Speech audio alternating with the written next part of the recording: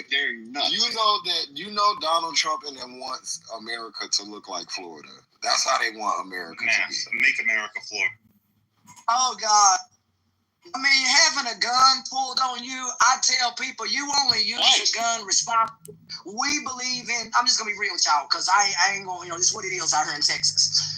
My pastor carries, we don't play that out here, because people go in places and they act like they're going to rob people. A man was robbed on TV. A pastor was robbed on live TV. They went in there and robbed the place. I think him too, I don't know. But at the end of the day, people not playing that out here. We used to leave the church doors open, all that stuff. No, we started getting death threats because we serve a certain community, LGBT and all that stuff. We serve everybody. And so when we put that out there, some people didn't like that. We will never turn anybody away for food and folks who need our help. And so now folks are told to make sure they are protected. State law gives you that right. We put it on the door so you know. When you open that door, you know what the law is. And when you fire that gun, you know what the law is. And so that's what we teach. We teach it's responsible. You don't go looking for trouble. You don't pull a gun out because at a red light. That's weird. You don't do that stuff. But you do everything in a controlled and order manner. And that is what we teach, especially with women. We want women to be safe because a lot of people prey on women and try to, they're weak. Let me prey on them. We had 2 self-defense folks come out with the Fort Worth Police Department. So we're doing everything the right way, legally, ethically, under the law, and we work with the police and the federal government. Question. Yes, ma'am. Yes. So I'm sorry, I asked you a question before, and I'm fixing my wife's tire in a parking lot, and the police rolled up on me when you were answering the question, so I didn't hear it. And I don't know if they were racially profiling or not, but I didn't hear the question. Are you over the 200 mark? You look very muscular, or not? I didn't get the answer to that question because I was involved with the police.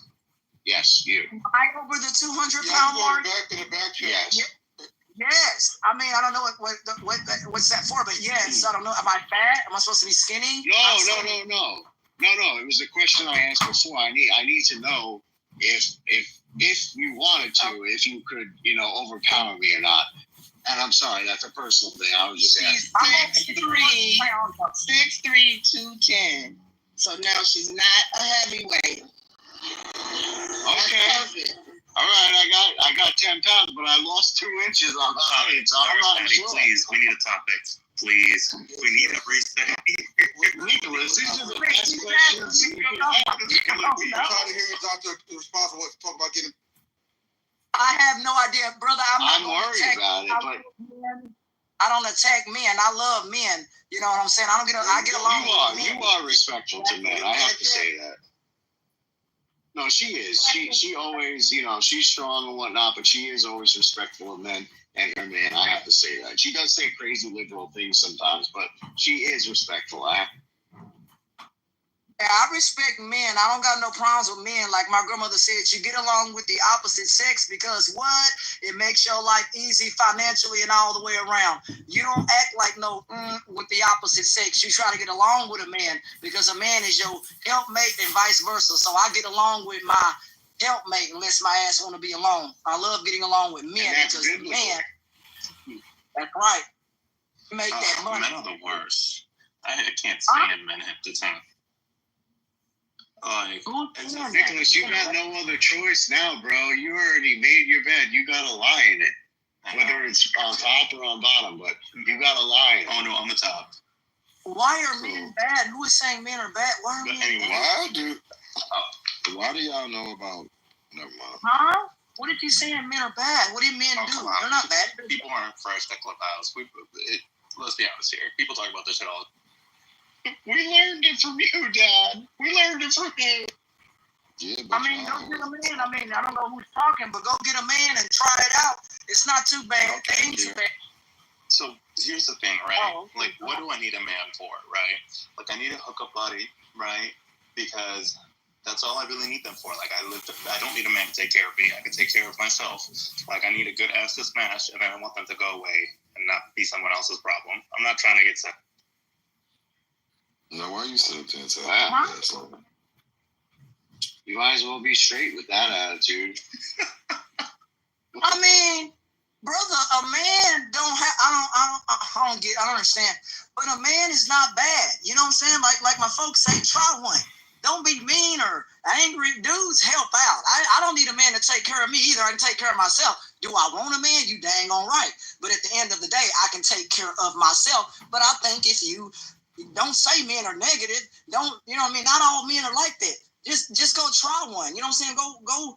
There's a bunch of men out there. Go pick one and go be with them. That's what my grandmother told me. Yeah, go be with one, Ricky. They're not. Oh, that was Ricky. Oh, I'm sorry, Ricky. No, that was not me. That was not me. That was Ricky. Ricky said he was That was not me. That was Nicholas. You know how you get Oh my God. So I will say too, like this is something. Oh, I apologize. I'm so sorry. No, that was not me. This is something I think the straights beat us at. Like the dating pool in the gay world is horrendous. Like when you talk about numbers, like think about it. We're like what, 3% of the population. Half of them are, you know, if once you reach a college education, you're making a decent money. That population goes down to 1%. And on top of that, half of these hoes are in like child syndrome where they don't want to settle down till they're 65. So and then the whole concept of like open relationships in the gay world is horrendous. Half of them want to fuck you, and half the town is just like dating is the worst when you're gay. So I got to give it to the straights. They beat us in this category. It is much easier for y'all to find a reasonable partner who doesn't have some fucking trauma or any type of mental issues. Huh? Try again. I've got a lot of female single friends. They're very attractive and are, like they say, guys in their 40s have the attention span of a high schooler. Like there's so much going on. There's so many options. It's just Flake City. Maybe it depends where you live, but fortunately, I haven't been in that world for a very long time. But it is a jungle on the other side, I can tell you, mother. But you just have like the numbers are on your side, you know? You at some point will find somebody. Whereas like at a certain point, you're in certain cities, you're like, I know most of these hoes. I don't want any of them, you know? Well, I mean, if you're a man, see if you could find some women. There's plenty of those. The earth has a lot of them. He's gay. You know what I'm going to do? If I get to 40, I'm going to find a lesbian and just move in with her. And we could be besties. You know? Like, I just call. I don't know why you saying like to all these people. Me? Brother, you moving. You might as well, mother. You might as well just do that because she's confused anyway. She'll go back to the D at some point in her life anyway. You might as well do that. That's a good plan. And so will he. Exactly. I'm dying. No, I'm not gonna lie. The lesbians kind of scare me. They're kind of mean. You know, so I am fearful of the lesbian. I actually fear lesbians more than straight. It's a pretty broad statement, really. Your experience. You fear straight men? I mean, that's Wait, hold on. That's a sweeping You fear statement. straight man, mother? You just be out here having us looking bad. What you scared of them for? So just, I'm a suburban woman. Like I don't do violence. Like I'm a woman of the suburbs. I'm not. I like to be home in my gated. How did you make it this far as a gay, not doing violence? I just am so interested to know how that worked out. What are we talking about? Like it is not normal for people in my environment to have physical altercations. That is not a thing with the people I grew up. You never had a fight being a gay? I've never gotten in a fight ever. Mother. What? Now, how you protect the person? Whoa, you don't fight, mother. I'm gonna have to teach you. I got to teach you how to stand and be tall. You're gonna be able to take care of yourself physically. You gotta know how to fight. You can't let somebody take advantage of you, mother, or things like that. You gotta know how to throw some hands or something, brother. Sounds like a pretty tolerant country. Ma'am, Doesn't it? Okay, hold on a minute. I grew up in an upper Pretty middle class. tolerant. Because mother never had a fight? I did not have any issues with this type of behavior. Like, you would go to the teacher or the principal and they would handle it. Nobody ever threw hands. What are we talking about? My high school had almost no fights. Like, that just wasn't a thing Where did you grow up? So that's why you sound so. That's why you have some of these stupid ass talking points and shit. It's not exactly. Cause you are crazy. I'm just saying, it just was not. You would get it. But that's just not. I just don't think that's safe for you, my girl. You're gay. At the end of the day, you are a gay man. At any time, some crazy ass bitch could come and try to go upside your head, bitch. You better get you some hands or a gun, something. I was gonna say, Jesse, he's in Florida. You know he's strapped. Mother, he's in Florida. Yeah, it's wild. Yeah, you better get you a gun. Thank you. There you go. What kind of gun is it? Good to get one, because if not, I'm gonna help you to the local gun shop. Friend of mine sells 282 guns, and the other one's on the other side, and they all legal. But I can help you. I think it's okay to be like a non-violent, peaceful person, but you got too much mouth to you gotta pick one. You can't be all sassafras and then Mr. Non-Violence. You can't straddle the fence like that, my nigga. I think it's because I'm not actually as much as I am on this app. I'm gonna be honest. I'm on my business. Are you not controversial in real life? No, I actually am I live a very boring life. I go to my corporate accounting job, then I do my accounting job, then I go home, or I go to my CrossFit gym, then I go to yoga sometimes. My life is pretty. Is that how you come in contact with the log cabin Republicans? Oh yeah, they're so I go to this powerlifting gym too, and a lot of them are there. We lift together. You gotta get some bros too off this app, so you can go to the gym. But you just watch, right? You don't power lift. No, I'm benched 330 pounds. I can handle my. You know about the games or gym. Wait, you're benching. Mother, you work out, and so you walking around here muscled up and can't beat nobody up. No. I always say my muscles are for show. They're there to look pretty. I'm not there to use them. Well, you better put them out there for the dough. Mother, your muscles. You could be attracted, eh? All they the can't, girls they can't fight your way. Can't fight your way out of a wet paper bag. Look, my muscles exist so I look good on boats and at the beach. That's why. Mother, do you know how to fight or throw power from your hips or anything? Because if I'm with a man and he tells me, oh, I can't fight, which I'm gonna get out there and defend my man. You know what I'm saying? But if I'm the one out there fighting, you're gonna see a plane ticket out from DFW airport to whatever state you want to go. That is concerning. To not be able to. If a man asked me if I knew how to fight and we were dating, their number would be blocked. I was like, this is not the type of person I would want to date. You will be gone. If they ask you if you know how to fight?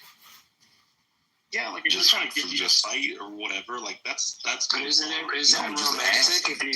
romantic if you stick up for him and when the time comes? No, I would consider it riffraff behavior. I'm not interested in engaging in altercations of any kind. Well, not riffraff behavior. Well, damn, that really. I agree with Mother. I wouldn't want to date no dude that wants to fight. Thank you.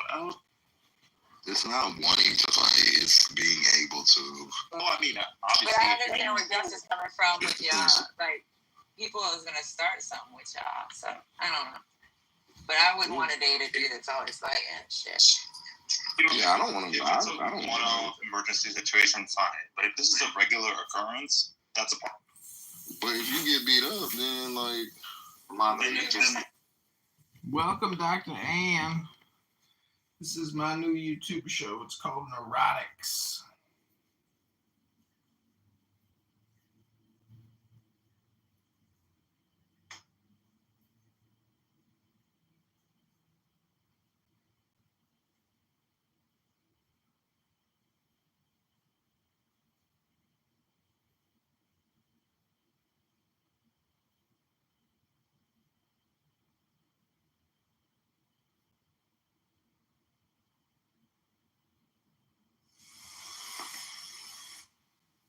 For a long time in the country of Chu, but seeing its decline, he departed. When he reached the frontier, the guard said, "Since you are going away, sir, could you write a book to teach me the art of living?" Thereupon, Lao Tzu wrote his book about the Tao and departed. This is legend, but it is an accurate description of the way in which true teaching happens.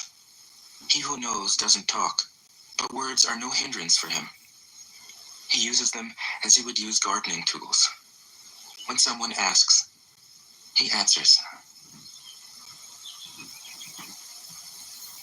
Tao Te Ching 1. The Tao that can be told is not the eternal Tao. The name that can be named is not the eternal name. The unnameable is the eternally real. Naming is the origin of all particular things. Free from desire, you realize the mystery. Caught in desire, you see only the manifestations. Yet mystery and manifestations arise from the same source. This source is called darkness. Darkness within darkness. The gateway to all understanding. 2. When people see some things as beautiful, other things become ugly. When people see some things as good, other things become bad. Being and non-being create each other. Difficult and easy support each other. Long and short define each other. High and low depend on each other. Before and after follow each other. Therefore the master acts without doing anything and teaches without saying anything. Things arise and she lets them come. Things disappear and she lets them go. She has but doesn't possess, acts but doesn't expect. When her work is done, she forgets it. That is why it lasts forever. 3. If you overesteem great men, people become powerless. If you overvalue possessions, people begin to steal. The master leads by emptying people's minds and filling their cores, by weakening their ambition and toughening their resolve. He helps people lose everything they know, everything they desire, and creates confusion in those who think that they know. Practice not doing, and everything will fall into place. 4. The Tao is like a well, used but never used up. It is like the eternal void, filled with infinite possibilities. It is hidden but always present. I don't know who gave birth to it. It is older than God. 5. The Tao doesn't take sides. It gives birth to both good and evil. The Master doesn't take sides. She welcomes both saints and sinners. The Tao is like a bellows. It is empty yet infinitely capable. The more you use it, the more it produces. The more you talk of it, the less you understand. Hold on to the center. 6. The Tao is called the Great Mother. Empty, yet inexhaustible, it gives birth to infinite worlds. It is always present within you. You can use it any way you want. 7. The Tao is infinite, eternal. Why is it eternal? It was never born, thus it can never die. Why is it infinite? It has no desires for itself, thus it is present for all beings. The Master stays behind, that is why she is ahead. She is detached from all things, that is why she is one with them. Because she has let go of herself, she is perfectly fulfilled. 8. The Supreme Good is like water, which nourishes all things without trying to. It is content with the low places that people disdain. Thus, it is like the Tao. In dwelling, live close to the ground. In thinking, keep to the simple. In conflict, be fair and generous. In governing, don't try to control. In work, do what you enjoy. In family life, be completely present.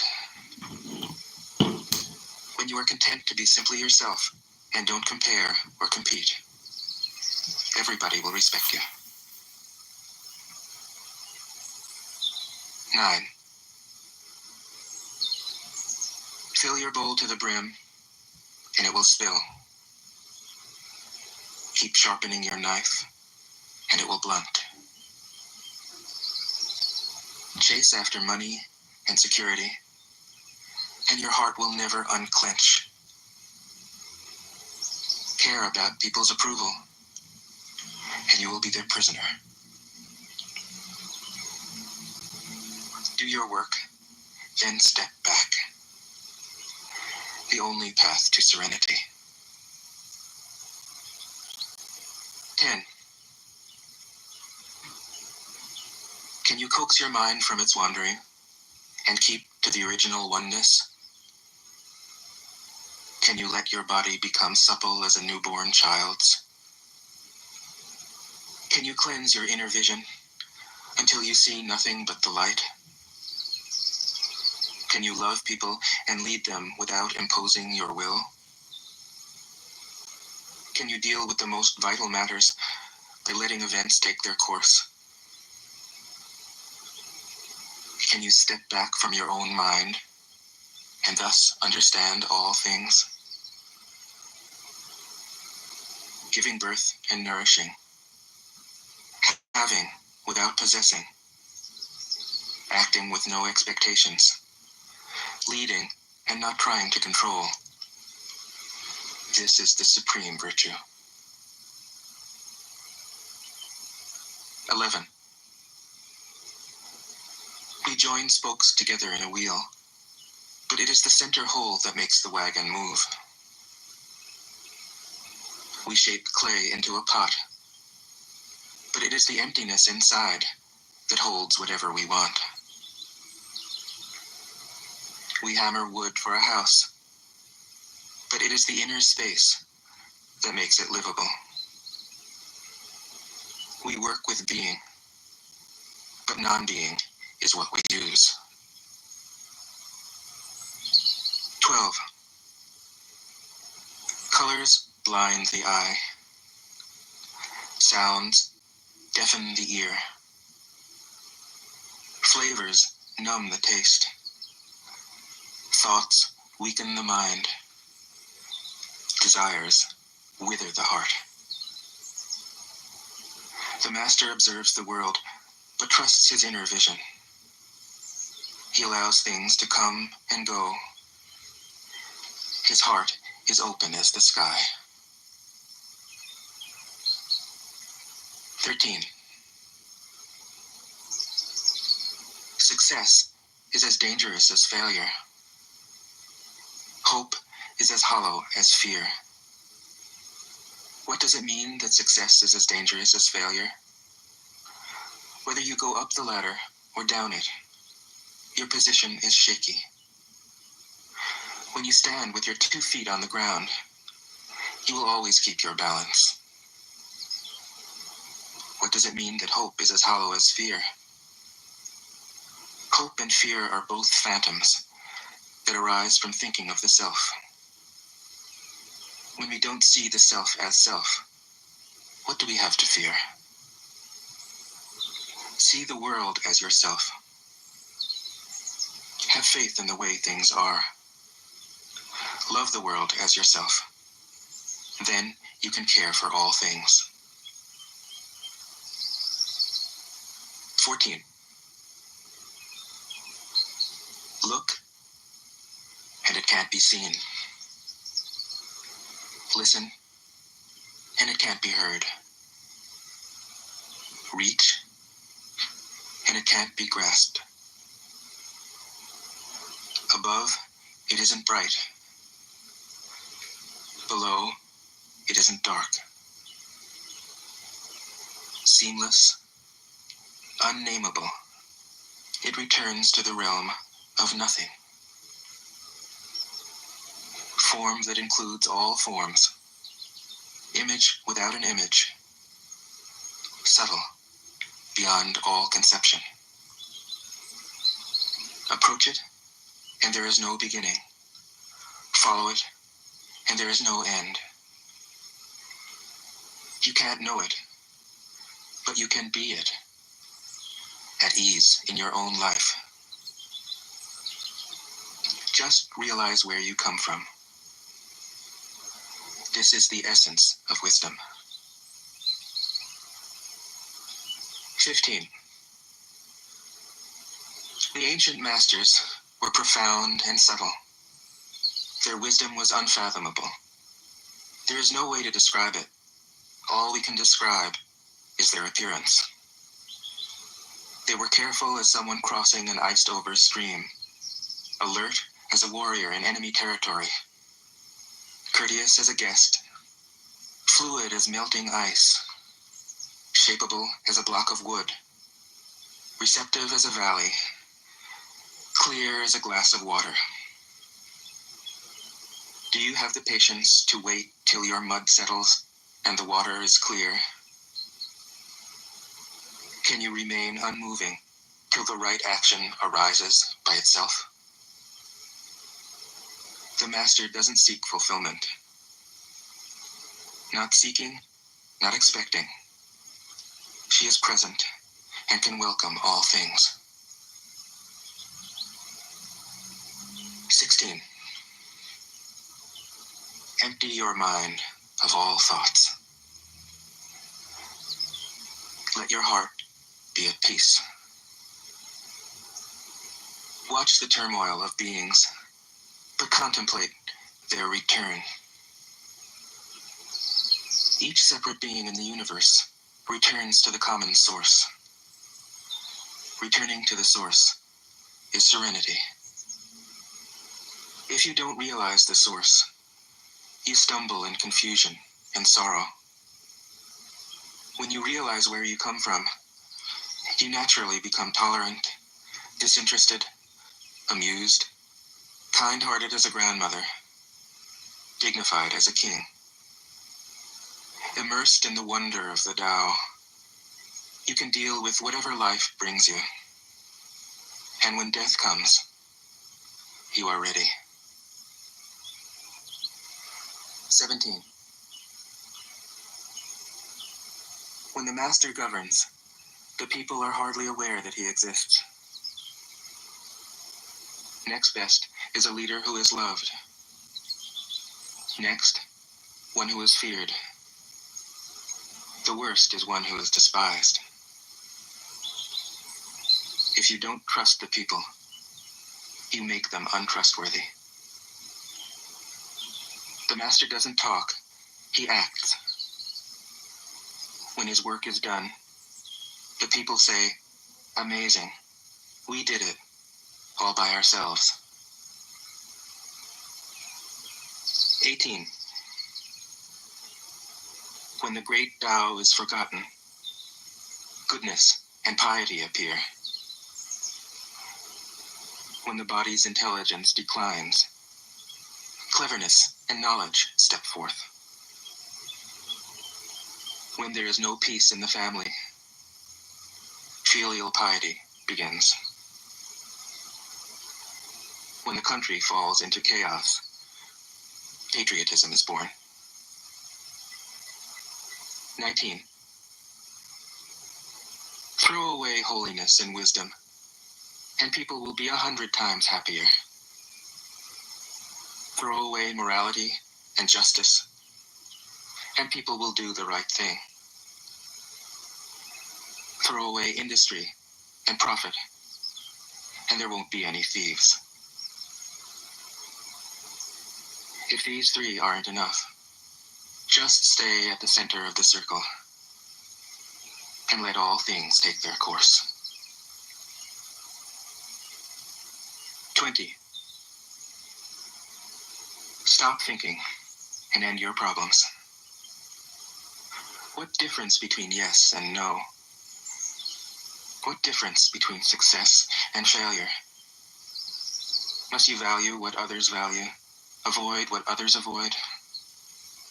How ridiculous. Other people are excited, as though they were at a parade. I alone don't care.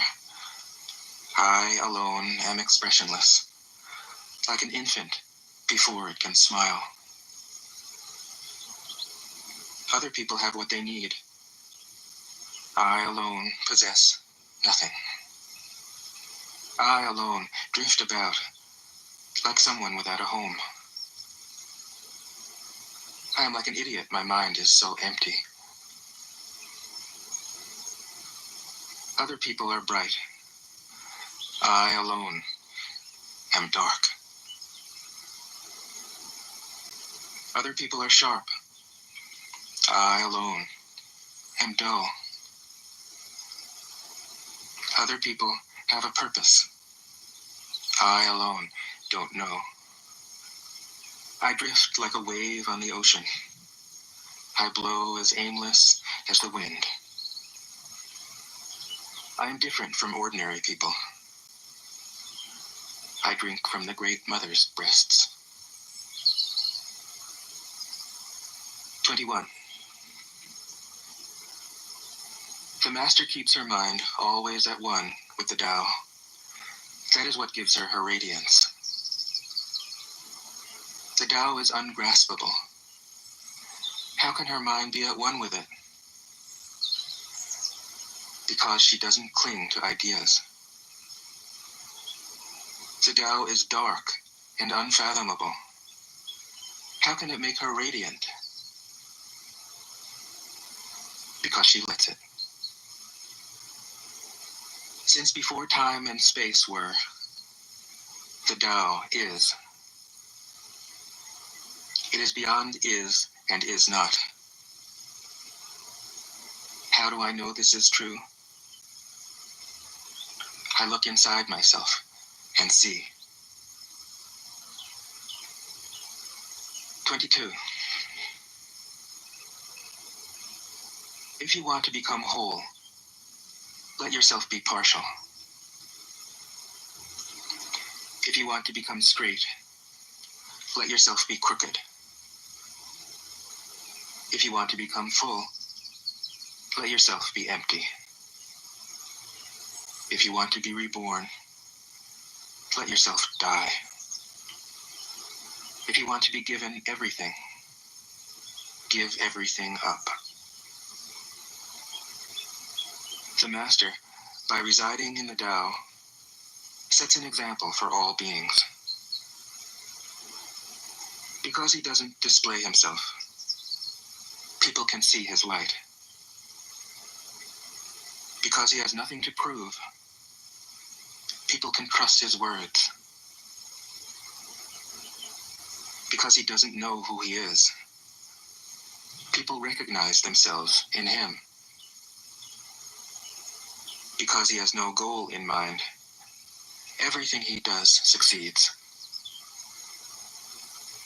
When the ancient masters said, if you want to be given everything, give everything up, they weren't using empty phrases. Only in being lived by the Tao can you be truly yourself. 23. Express yourself completely, then keep quiet. Be like the forces of nature.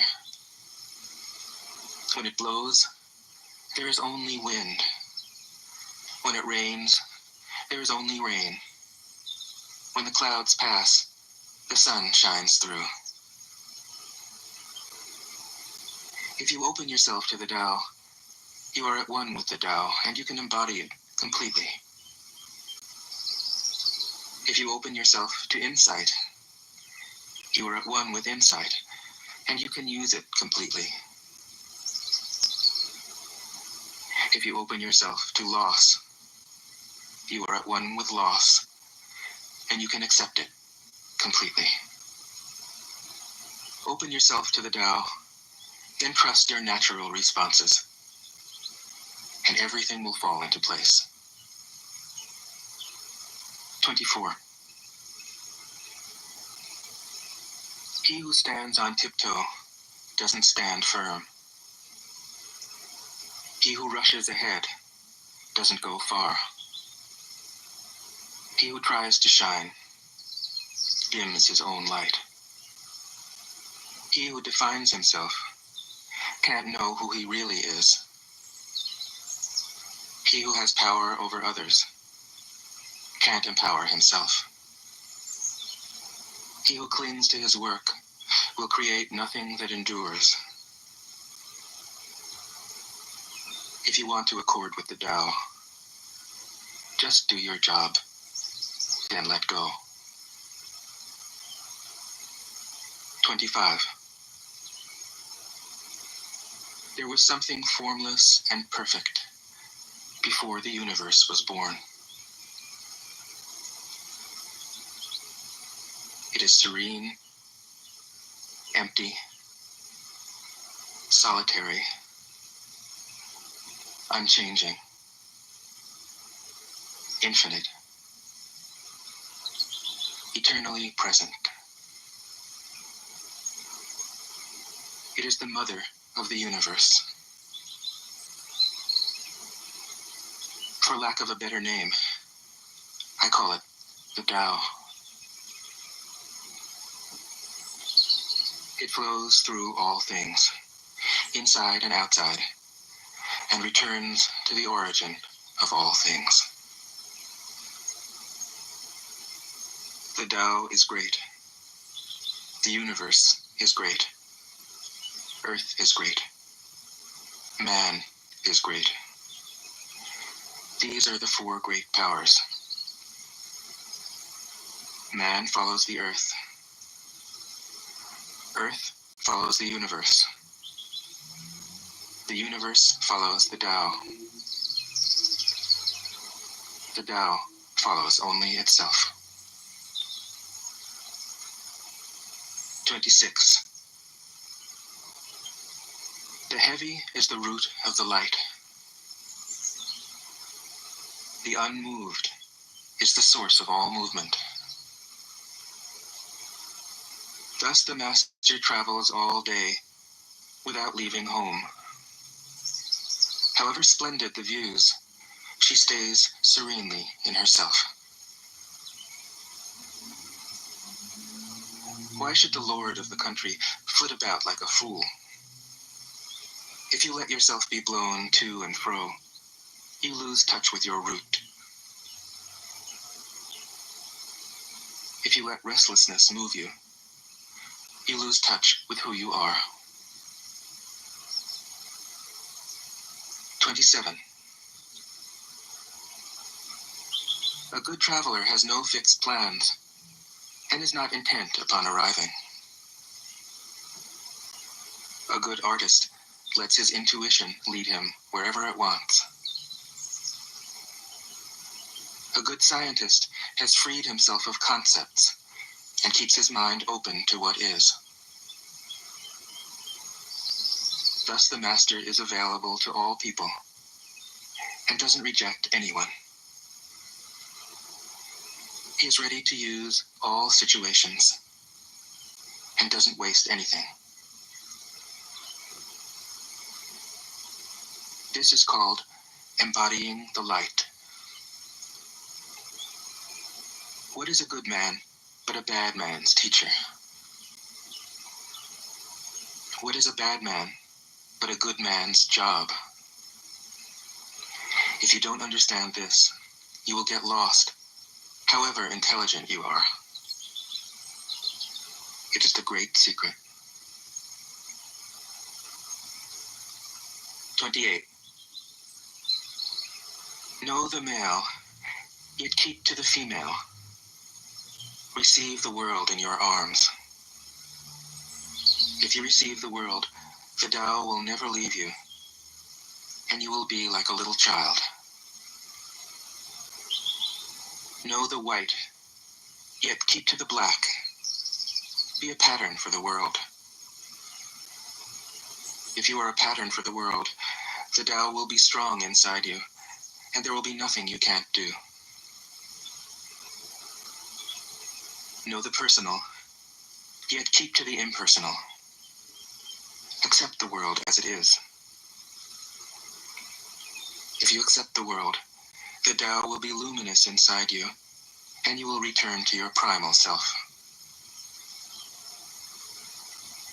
The world is formed from the void, like utensils from a block of wood. The master knows the utensils, yet keeps to the block. Thus she can use all things.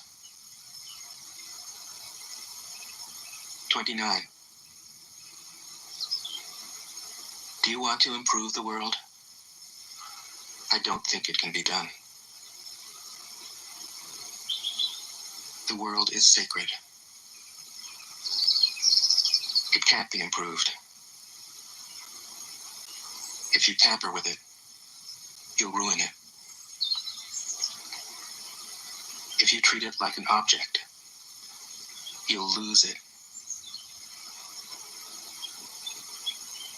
There is a time for being ahead, a time for being behind, a time for being in motion, a time for being at rest, a time for being vigorous, a time for being exhausted, a time for being safe, a time for being in danger. The master sees things as they are, without trying to control them. She lets them go their own way and resides at the center of the circle. 30. Whoever relies on the Tao in governing men doesn't try to force issues or defeat enemies by force of arms. For every force, there is a counterforce. Violence, even well-intentioned, always rebounds upon oneself. The master does his job and then stops. He understands that the universe is forever out of control, and that trying to dominate events goes against the current of the Tao. Because he believes in himself, he doesn't try to convince others. Because he is content with himself, he doesn't need others' approval. Because he accepts himself, the whole world accepts him. 31. Weapons are the tools of violence. All decent men detest them. Weapons are the tools of fear. A decent man will avoid them, except in the direst necessity, and if compelled, will use them only with the utmost restraint. Peace is his highest value. If the peace has been shattered, how can he be content? His enemies are not demons, but human beings like himself. He doesn't wish them personal harm, nor does he rejoice in victory. How could he rejoice in victory and delight in the slaughter of men? He enters the battle gravely, with sorrow, and with great compassion, as if he were attending a funeral. 32. The Tao can't be perceived. Smaller than an electron, it contains uncountable galaxies. If powerful men and women could remain centered in the Tao, all things would be in harmony. The world would become a paradise. All people would be at peace, and the law would be written in their hearts. When you have names and forms, know that they are provisional. When you have institutions, know where their functions should end. Knowing when to stop, you can avoid any danger. All things end in the Tao, as rivers flow into the sea. 33. Knowing others is intelligence. Knowing yourself is true wisdom. Mastering others is strength. Mastering yourself is true power. If you realize that you have enough, you are truly rich. If you stay in the center and embrace death with your whole heart, you will endure forever. 34. The great Tao flows everywhere. All things are born from it, yet it doesn't create them. It pours itself into its work, yet it makes no claim. It nourishes infinite worlds, yet it doesn't hold on to them. Since it is merged with all things and hidden in their hearts, it can be called humble. Since all things vanish into it, and it alone endures, it can be called great. It isn't aware of its greatness. Thus, it is truly great. 35. She who is centered in the Tao can go where she wishes without danger. She perceives the universal harmony, even amid great pain, because she has found peace in her heart. Music or the smell of good cooking may make people stop and enjoy, but words that point to the Tao seem monotonous and without flavor. When you look for it, there is nothing to see. When you listen for it, there is nothing to hear. When you use it, it is inexhaustible. 36. If you want to shrink something, you must first allow it to expand. If you want to get rid of something, you must first allow it to flourish. If you want to take something, you must first allow it to be given. This is called the subtle perception of the way things are. The soft overcomes the hard. The slow overcomes the fast. Let your workings remain a mystery. This is called the subtle perception of the way things are. The soft overcomes the hard. The slow overcomes the fast. Let your workings remain a mystery. Just show people the results. 37. The Tao never does anything, yet through it all things are done. If powerful men and women could center themselves in it, the whole world would be transformed by itself in its natural rhythms. People would be content with their simple, everyday lives, in harmony and free of desire. When there is no desire, all things are at peace. 38. The master doesn't try to be powerful. Thus, he is truly powerful. The ordinary man keeps reaching for power. Thus, he never has enough. The master does nothing, yet he leaves nothing undone. The ordinary man is always doing things, yet many more are left to be done.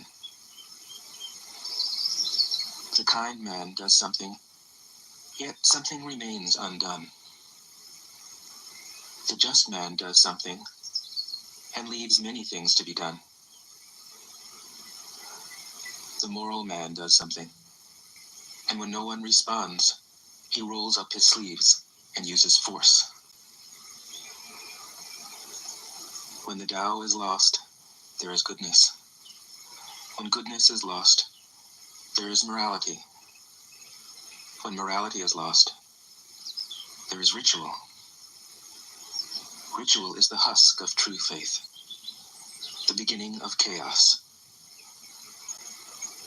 Therefore, the master concerns himself with the depths and not the surface, with the fruit and not the flower.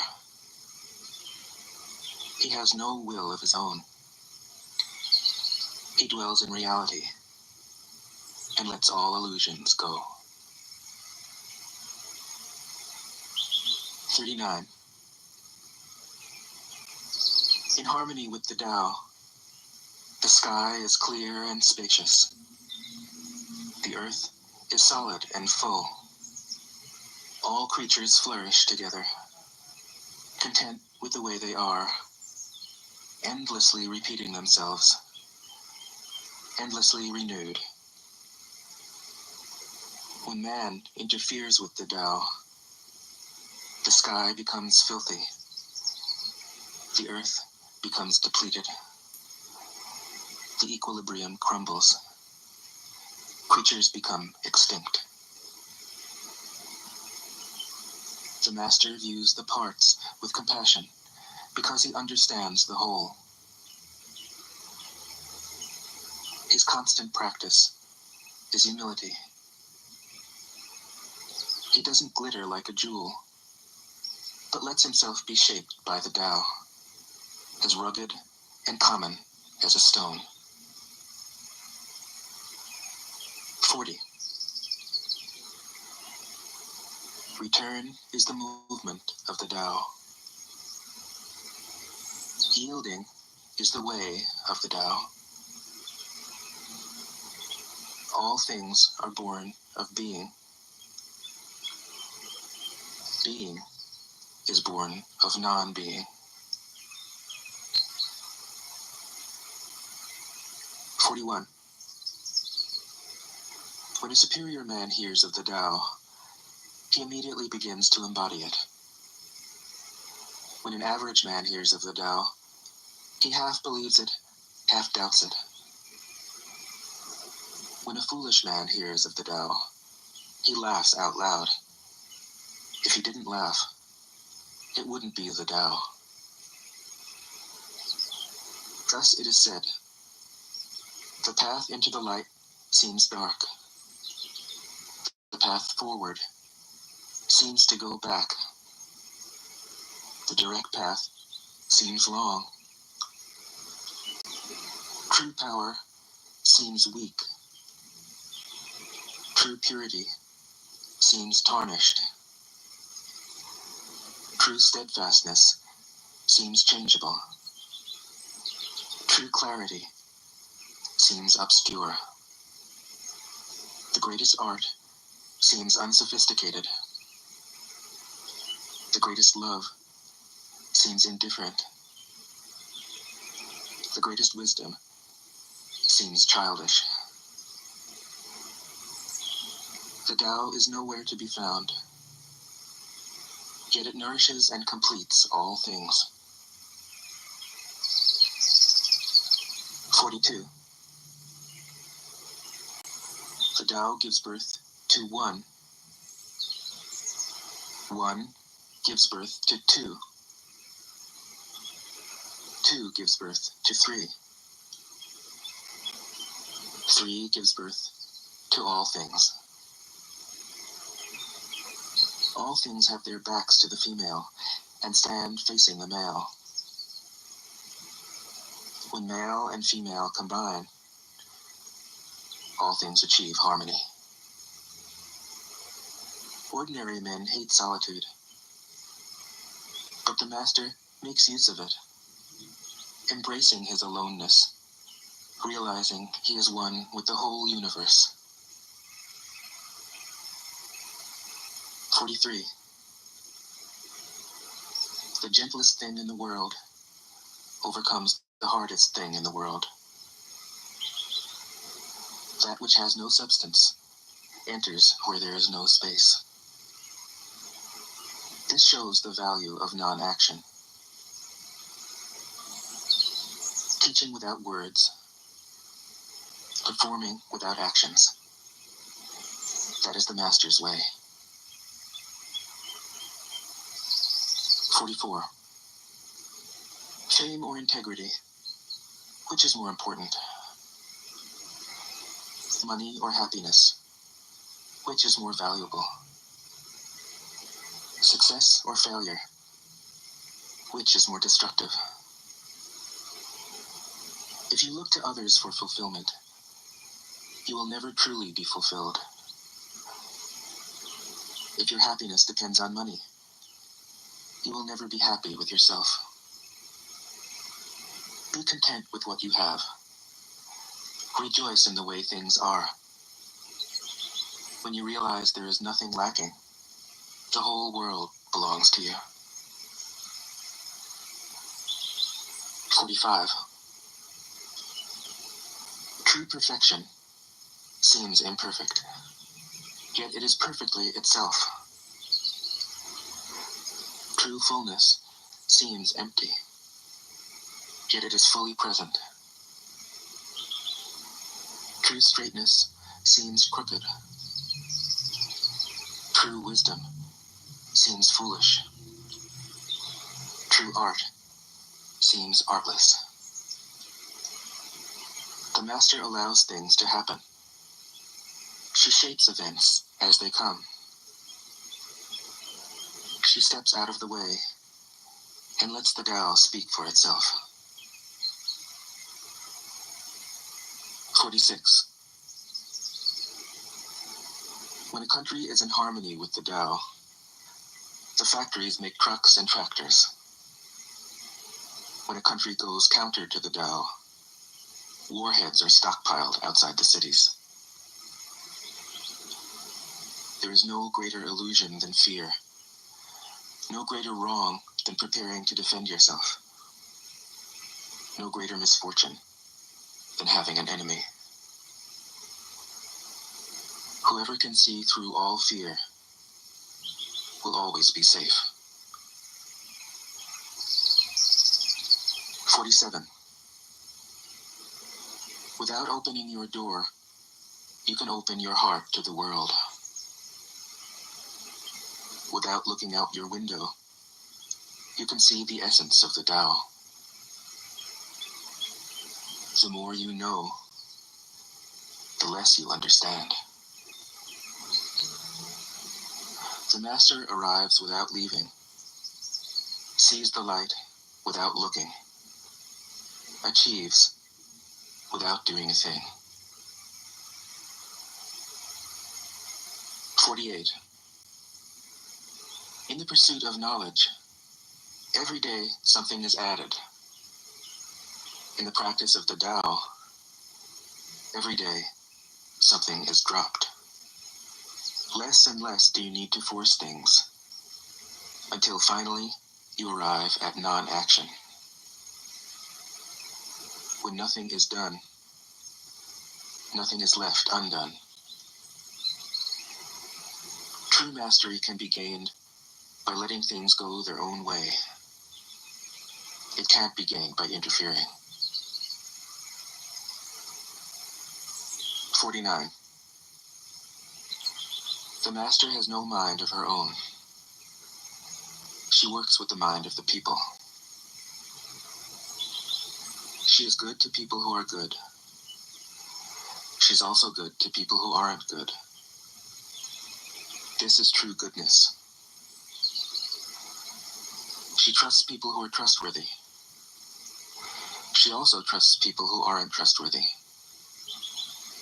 This is true trust. The master's mind is like space. People don't understand her. They look to her and wait. She treats them like her own children. 50. The master gives himself up to whatever the moment brings. He knows that he is going to die, and he has nothing left to hold on to. No illusions in his mind. No resistances in his body. He doesn't think about his actions. They flow from the core of his being. He holds nothing back from life. Therefore, he is ready for death, as a man is ready for sleep after a good day's work.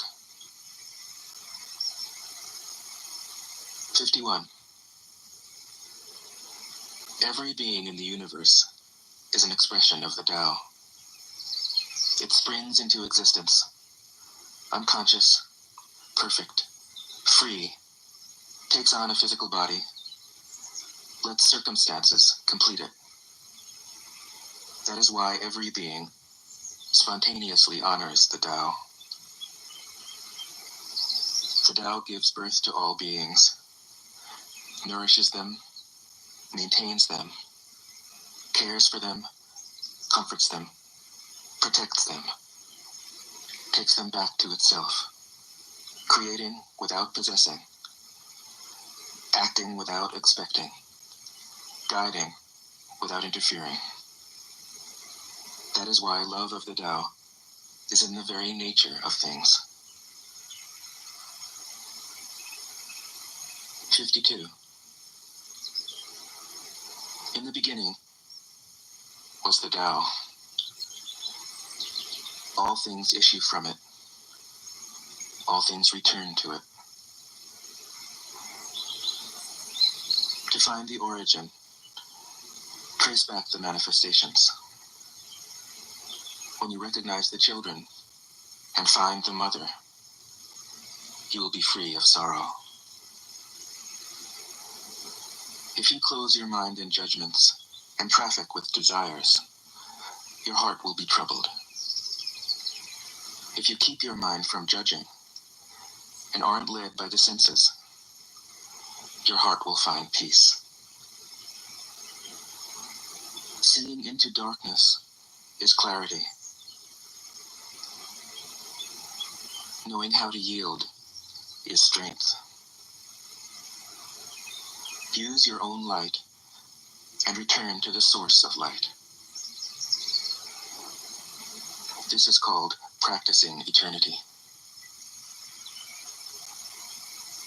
53. The great way is easy, yet people prefer the side paths. Be aware when things are out of balance. Stay centered within the Tao. When rich speculators prosper, while farmers lose their land. When government officials spend money on weapons instead of cures. When the upper class is extravagant and irresponsible, while the poor have nowhere to turn. All this is robbery and chaos. It is not in keeping with the Tao. 54. Whoever is planted in the Tao will not be rooted up. Whoever embraces the Tao will not slip away. Her name will be held in honor from generation to generation. Let the Tao be present in your life, and you will become genuine. Let it be present in your family, and your family will flourish. Let it be present in your country, and your country will be an example to all countries in the world. Let it be present in the universe, and the universe will sing. How do I know this is true? by looking inside myself. 55. He who is in harmony with the Tao is like a newborn child. Its bones are soft, its muscles are weak, but its grip is powerful.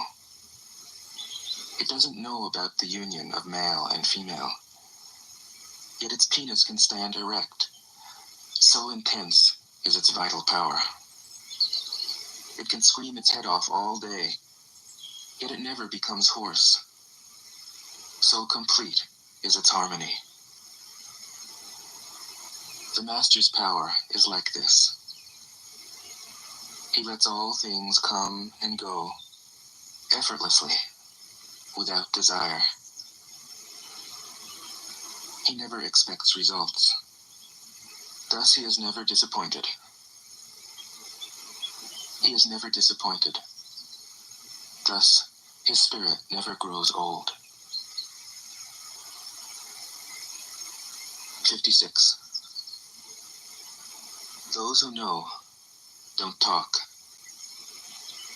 Those who talk don't know. Close your mouth. Block off your senses. Blunt your sharpness. Untie your knots. Soften your glare. Settle your dust. This is the primal identity. Be like the Tao. It can't be approached or withdrawn from, benefited or harmed, honored or brought into disgrace. It gives itself up continually. That is why it endures. 57. If you want to be a great leader, you must learn to follow the Tao. Stop trying to control. Let go of fixed plans and concepts, and the world will govern itself. The more prohibitions you have, the less virtuous people will be. The more weapons you have, the less secure people will be. The more subsidies you have, the less self-reliant people will be. Therefore, the Master says, I let go of the law, and people become honest. I let go of economics, and people become prosperous. I let go of religion, and people become serene. I let go of all desire for the common good, and the good becomes common as grass. 58. If a country is governed with tolerance, the people are comfortable and honest. If a country is governed with repression, the people are depressed and crafty. When the will to power is in charge, the higher the ideals, the lower the results. Try to make people happy, and you lay the groundwork for misery. Try to make people moral, and you lay the groundwork for vice. Thus the Master is content to serve as an example and not to impose her will. She is pointed, but doesn't pierce. Straightforward, but supple. Radiant, but easy on the eyes. 59. For governing a country well, there is nothing better than moderation. The mark of a moderate man is freedom from his own ideas. Tolerant like the sky, all-pervading like sunlight, firm like a mountain, supple like a tree in the wind. He has no destination in view, and makes use of anything life happens to bring his way. Nothing is impossible for him. Because he has let go, he can care for the people's welfare, as a mother cares for her child. 60. Governing a large country is like frying a small fish. You spoil it with too much poking. Center your country in the Tao, and evil will have no power. Not that it isn't there, but you'll be able to step out of its way. Give evil nothing to oppose, and it will disappear by itself. 61. When a country obtains great power, it becomes like the sea. All streams run downward into it. The more powerful it grows, the greater the need for humility. Humility means trusting the Tao, thus never needing to be defensive. A great nation is like a great man. When he makes a mistake, he realizes it. Having realized it, he admits it. Having admitted it, he corrects it. He considers those who point out his faults as his most benevolent teachers. He thinks of his enemy as the shadow that he himself casts. If a nation is centered in the Tao, if it nourishes its own people and doesn't meddle in the affairs of others, it will be a light to all nations in the world. 62.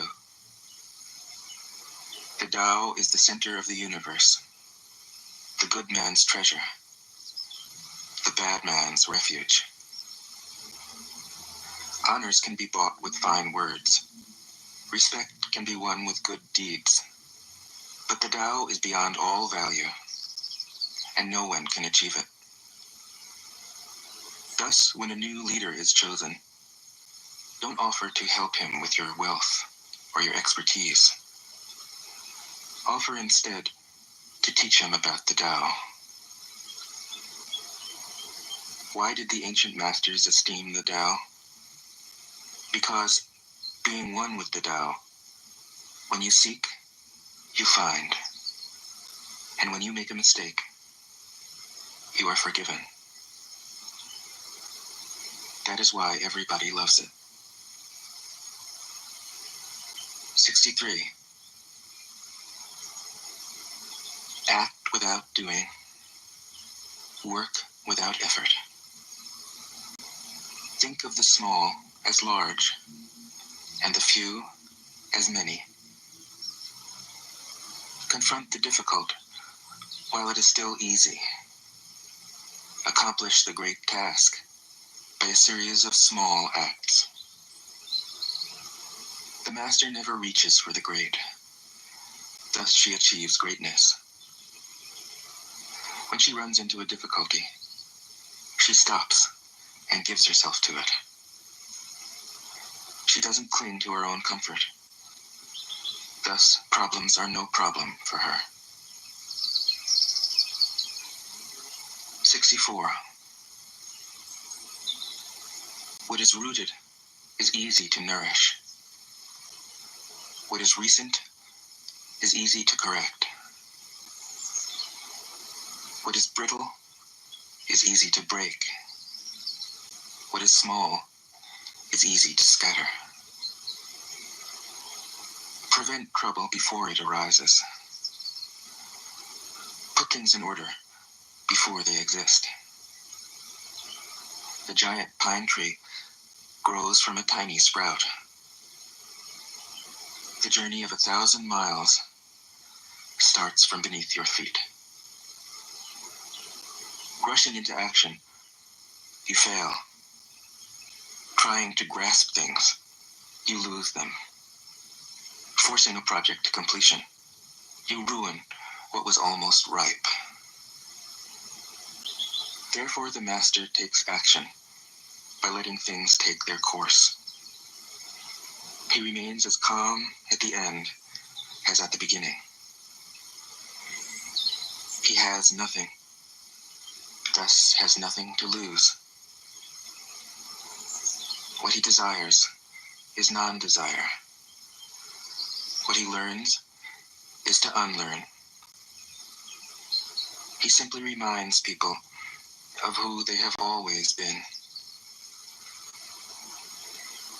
He cares about nothing but the Tao. Thus, he can care for all things. 65. The ancient masters didn't try to educate the people, but kindly taught them to not know. When they think that they know the answers, people are difficult to guide. When they know that they don't know, people can find their own way. If you want to learn how to govern, avoid being clever or rich. The simplest pattern is the clearest. Content with an ordinary life, you can show all people the way back to their own true nature.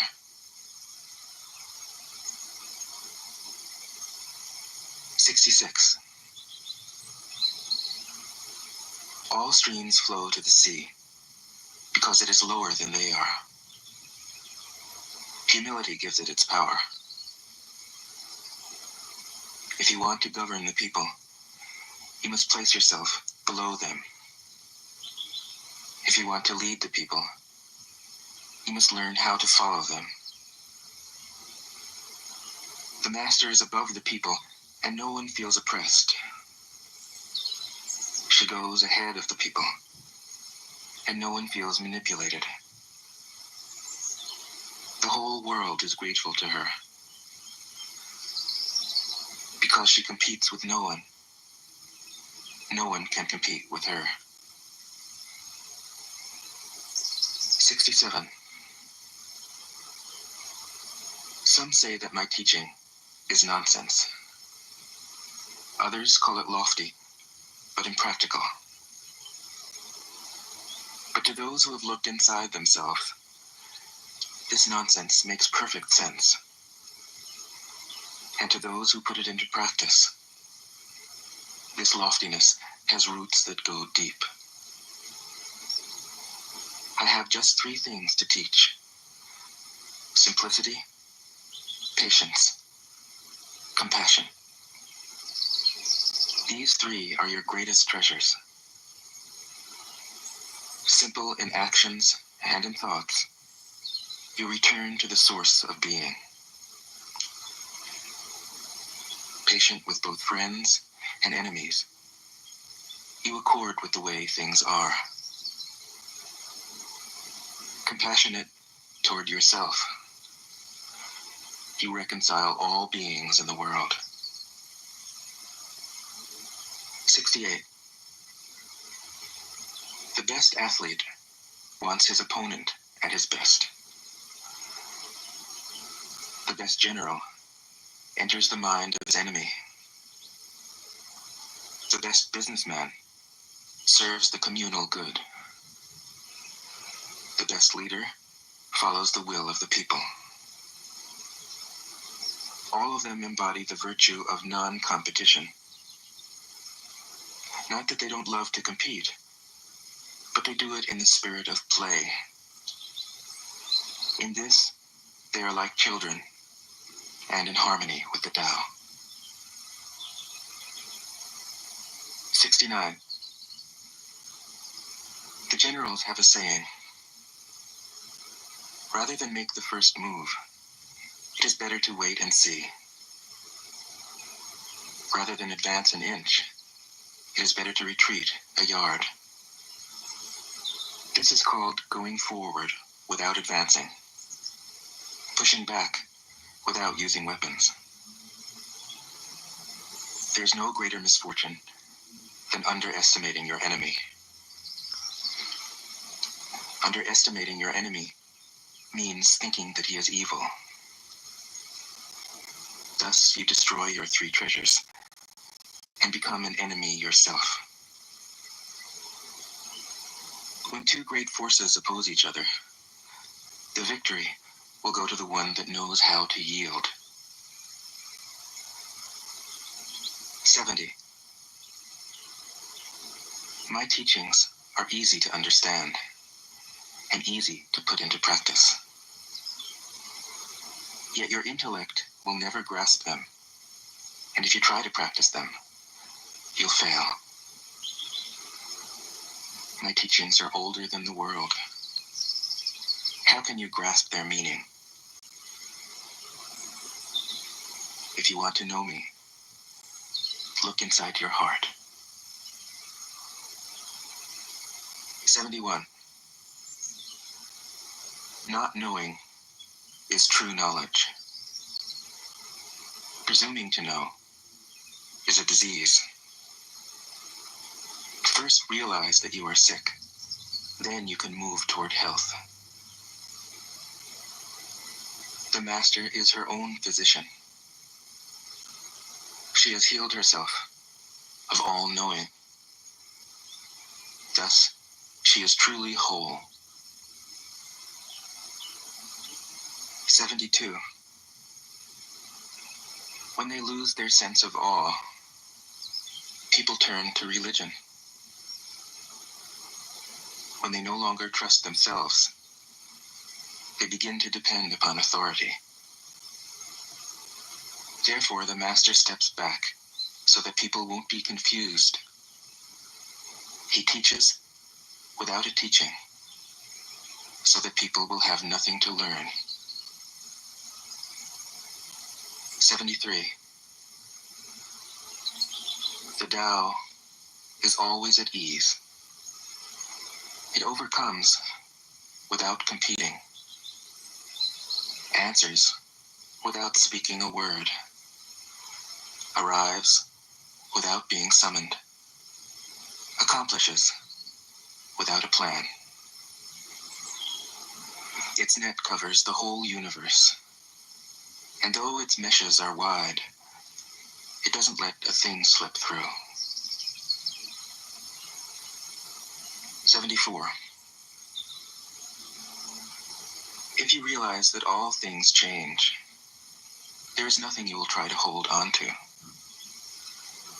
If you aren't afraid of dying, there is nothing you can't achieve. Trying to control the future is like trying to take the master carpenter's place. When you handle the master carpenter's tools, chances are that you'll cut your hand. 75. When taxes are too high, people go hungry. When the government is too intrusive, people lose their spirit. Act for the people's benefit. Trust them. Leave them alone. 76. Men are born soft and supple. Dead, they are stiff and hard. Plants are born tender and pliant. Dead, they are brittle and dry. Thus, whoever is stiff and inflexible is a disciple of death. Whoever is soft and yielding is a disciple of life. The hard and stiff will be broken. The soft and supple will prevail. 77. As it acts in the world, the Tao is like the bending of a bow. The top is bent downward. The bottom is bent up. It adjusts excess and deficiency so that there is perfect balance. It takes from what is too much and gives to what isn't enough. Those who try to control, who use force to protect their power, go against the direction of the Tao. They take from those who don't have enough and give to those who have far too much. The master can keep giving because there is no end to her wealth. She acts without expectation, succeeds without taking credit, and doesn't think that she is better than anyone else. 78. Nothing in the world is as soft and yielding as water. Yet for dissolving the hard and inflexible, nothing can surpass it. The soft overcomes the hard. The gentle overcomes the rigid. Everyone knows this is true, but few can put it into practice. Therefore, the master remains serene in the midst of sorrow. Evil cannot enter his heart. Because he has given up helping, he is people's greatest help. True words seem paradoxical. 79. Failure is an opportunity. If he blames someone else, there is no end to the blame. Therefore, the master fulfills her own obligations and corrects her own mistakes. She does what she needs to do and demands nothing of others. 80. If a country is governed wisely, its inhabitants will be content. They enjoy the labor of their hands and don't waste time inventing labor-saving machines. Since they dearly love their homes, they aren't interested in travel. There may be a few wagons and boats, but these don't go anywhere. There may be an arsenal of weapons, but nobody ever uses them. People enjoy their food, take pleasure in being with their families, spend weekends working in their gardens, delight in the doings of the neighborhood. And even though the next country is so close that people can hear its roosters crowing and its dogs barking, they are content to die of old age without ever having gone to see it. 81. True words aren't eloquent. Eloquent words aren't true. Wise men don't need to prove their point.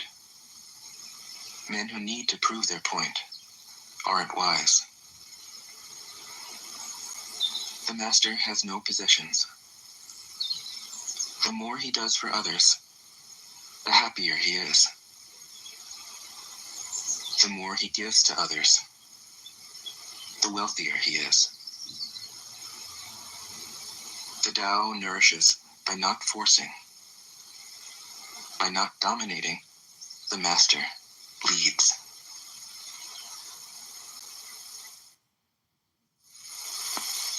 Tao Te Ching can be translated as the book of the imminence of the way, or the book of the way and of how it manifests itself in the world, or simply the book of the way. Since it is already well known by its Chinese title, I have let that stand. About Lao Tzu, its author, there's practically nothing to be said. He may have been an older contemporary of Confucius, 551 to 479 BCE, and may have held the position of archive keeper in one of the petty kingdoms of the time. But all the information that has come down to us is highly suspect. Even the meaning of his name is uncertain. The most likely interpretations, the old master, or more picturesquely, the old boy. Like an Iroquois woodsman, he left no traces. All he left us is his book, the classic manual on the art of living, written in a style of gem-like lucidity, radiant with humor and grace, and large-heartedness and deep wisdom, one of the wonders of the world. People usually think of Lao Tzu as a hermit, a dropout from society, dwelling serenely in some mountain hut, unvisited except perhaps by the occasional traveler arriving from a 60s joke to ask, what is the meaning of life? But it's clear from his teachings that he deeply cared about society, if society means the welfare of one's fellow human beings. His book is, among other things, a treatise on the art of government, whether of a country or of a child. The misperception may arise from his insistence on wei wu wei, literally, doing, not doing, which has been seen as passivity. Nothing could be further from the truth. A good athlete can enter a state of body awareness in which the right stroke or the right movement happens by itself, effortlessly, without any interference of the conscious will. This is a paradigm for non-action, the purest and most effective form of action. The game plays the game. The poem writes the poem. We can't tell the dancer from the dance. Less and less do you need to force things, until finally you arrive at non-action. When nothing is done, nothing is left undone. Nothing is done because the doer has wholeheartedly vanished into the deed. The fuel has been completely transformed into flame. This nothing is in fact everything. It happens when we trust the intelligence of the universe, in the same way that an athlete or a dancer trusts the superior intelligence of the body. Hence Lao Tzu's emphasis on softness.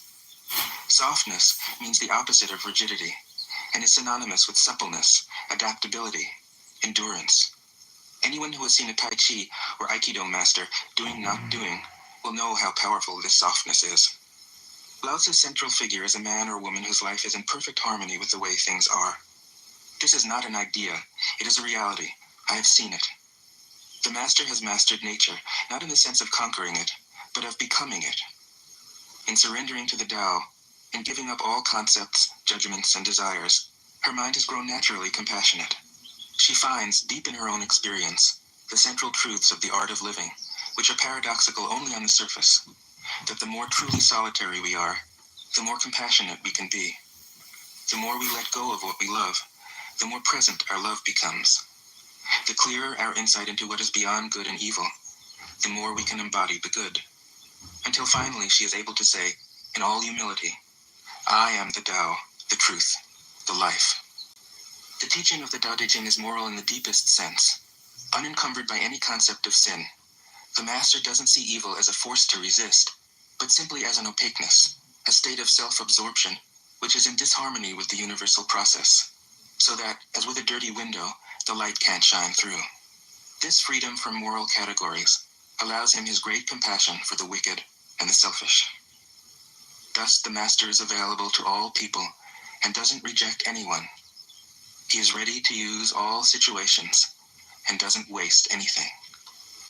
This is called embodying the light. What is a good man but a bad man's teacher?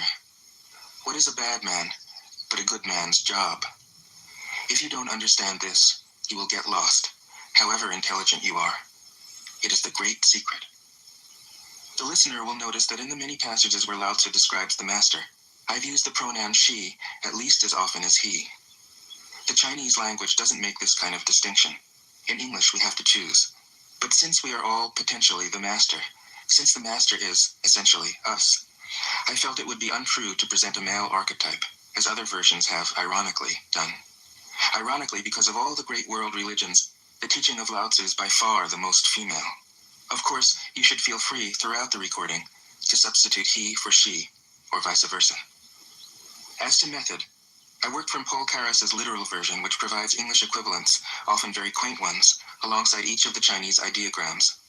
I also consulted dozens of translations into English, German, and French. But the most essential preparation for my work was a 14 years long course of Zen training, which brought me face to face with Lao Tzu and his true disciples and heirs, the early Chinese Zen masters. With great poetry, the freest translation is sometimes the most faithful. We must try its effect as an English poem, Dr. Johnson said. That is the way to judge of the merit of a translation. I have often been fairly literal, or as literal as one can be with such a subtle, kaleidoscopic book as the Tao Te Ching. But I have also paraphrased, expanded, contracted, interpreted, worked with the text, played with it, until it became embodied in a language that felt genuine to me. If I haven't always translated Lao Tzu's words, my intention has always been to translate his mind. Describing the indescribable, teaching the unteachable, pointing the way to the way. What does Lao Tzu think he is doing here? It can't be done. No way. Hence, Po Chu-yi, poet and stand-up comedian, wrote, He who talks doesn't know. He who knows doesn't talk. That is what Lao Tzu told us in a book of 5,000 words. If he was the one who knew, how could he have been such a blabbermouth? That's the problem with spiritual teachers. They have to be blabbermouths. But their words are, in a traditional Buddhist metaphor, fingers pointing at the moon. If you watch the finger, you can't see the moon. How meticulous the great masters had to be. A monk asked Matsu, "Why do you teach mind is Buddha?" Matsu said, "To stop a baby from crying." The monk said, "When the crying has stopped, what then?" Matsu said, "Then I teach, not mind, not Buddha." The monk said, "How about someone who isn't attached to either?" Matsu said, "I would tell him, not beings." The monk said, "And what if you met a man unattached to all things? What would you tell him?"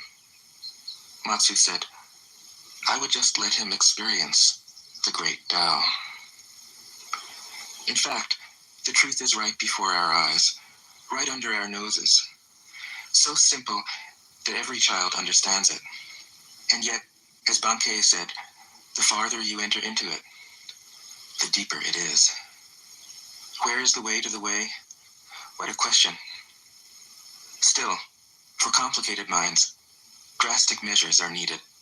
Lao Tzu's book was written as a response, out of grandmotherly kindness.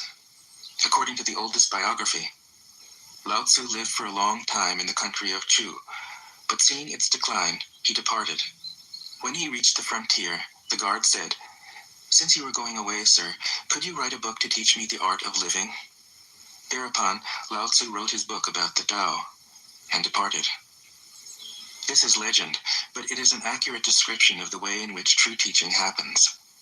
He who knows doesn't talk, but words are no hindrance for him. He uses them as he would use gardening tools. When someone asks, he answers. Tao Te Ching. 1. The Tao that can be told is not the eternal Tao. The name that can be named is not the eternal name. The unnameable is the eternally real. Naming is the origin of all particular things. Free from desire, you realize the mystery. Caught in desire, you see only the manifestations. Yet mystery and manifestations arise from the same source. This source is called darkness. Darkness within darkness. The gateway to all understanding. 2.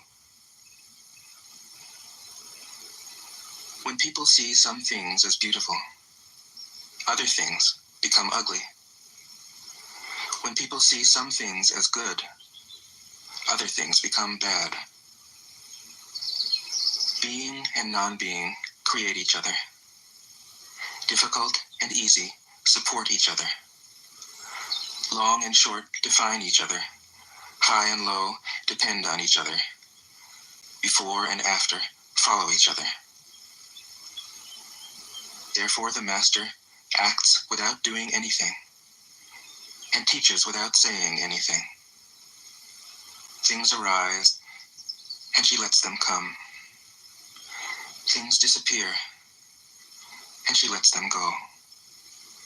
She has but doesn't possess, acts but doesn't expect. When her work is done, she forgets it. That is why it lasts forever. 3. If you overesteem great men, people become powerless. If you overvalue possessions, people begin to steal. The master leads by emptying people's minds and filling their cores, by weakening their ambition and toughening their resolve. He helps people lose everything they know, everything they desire, and creates confusion in those who think that they know. Practice not doing, and everything will fall into place. 4. The Tao is like a well, used but never used up. It is like the eternal void, filled with infinite possibilities. It is hidden but always present. I don't know who gave birth to it. It is older than God. 5. The Tao doesn't take sides. It gives birth to both good and evil. The Master doesn't take sides. She welcomes both saints and sinners. The Tao is like a bellows. It is empty yet infinitely capable. The more you use it, the more it produces. The more you talk of it, the less you understand. Hold on to the center. 6. The Tao is called the Great Mother. Empty, yet inexhaustible, it gives birth to infinite worlds. It is always present within you. You can use it any way you want. 7. The Tao is infinite, eternal. Why is it eternal? It was never born, thus it can never die.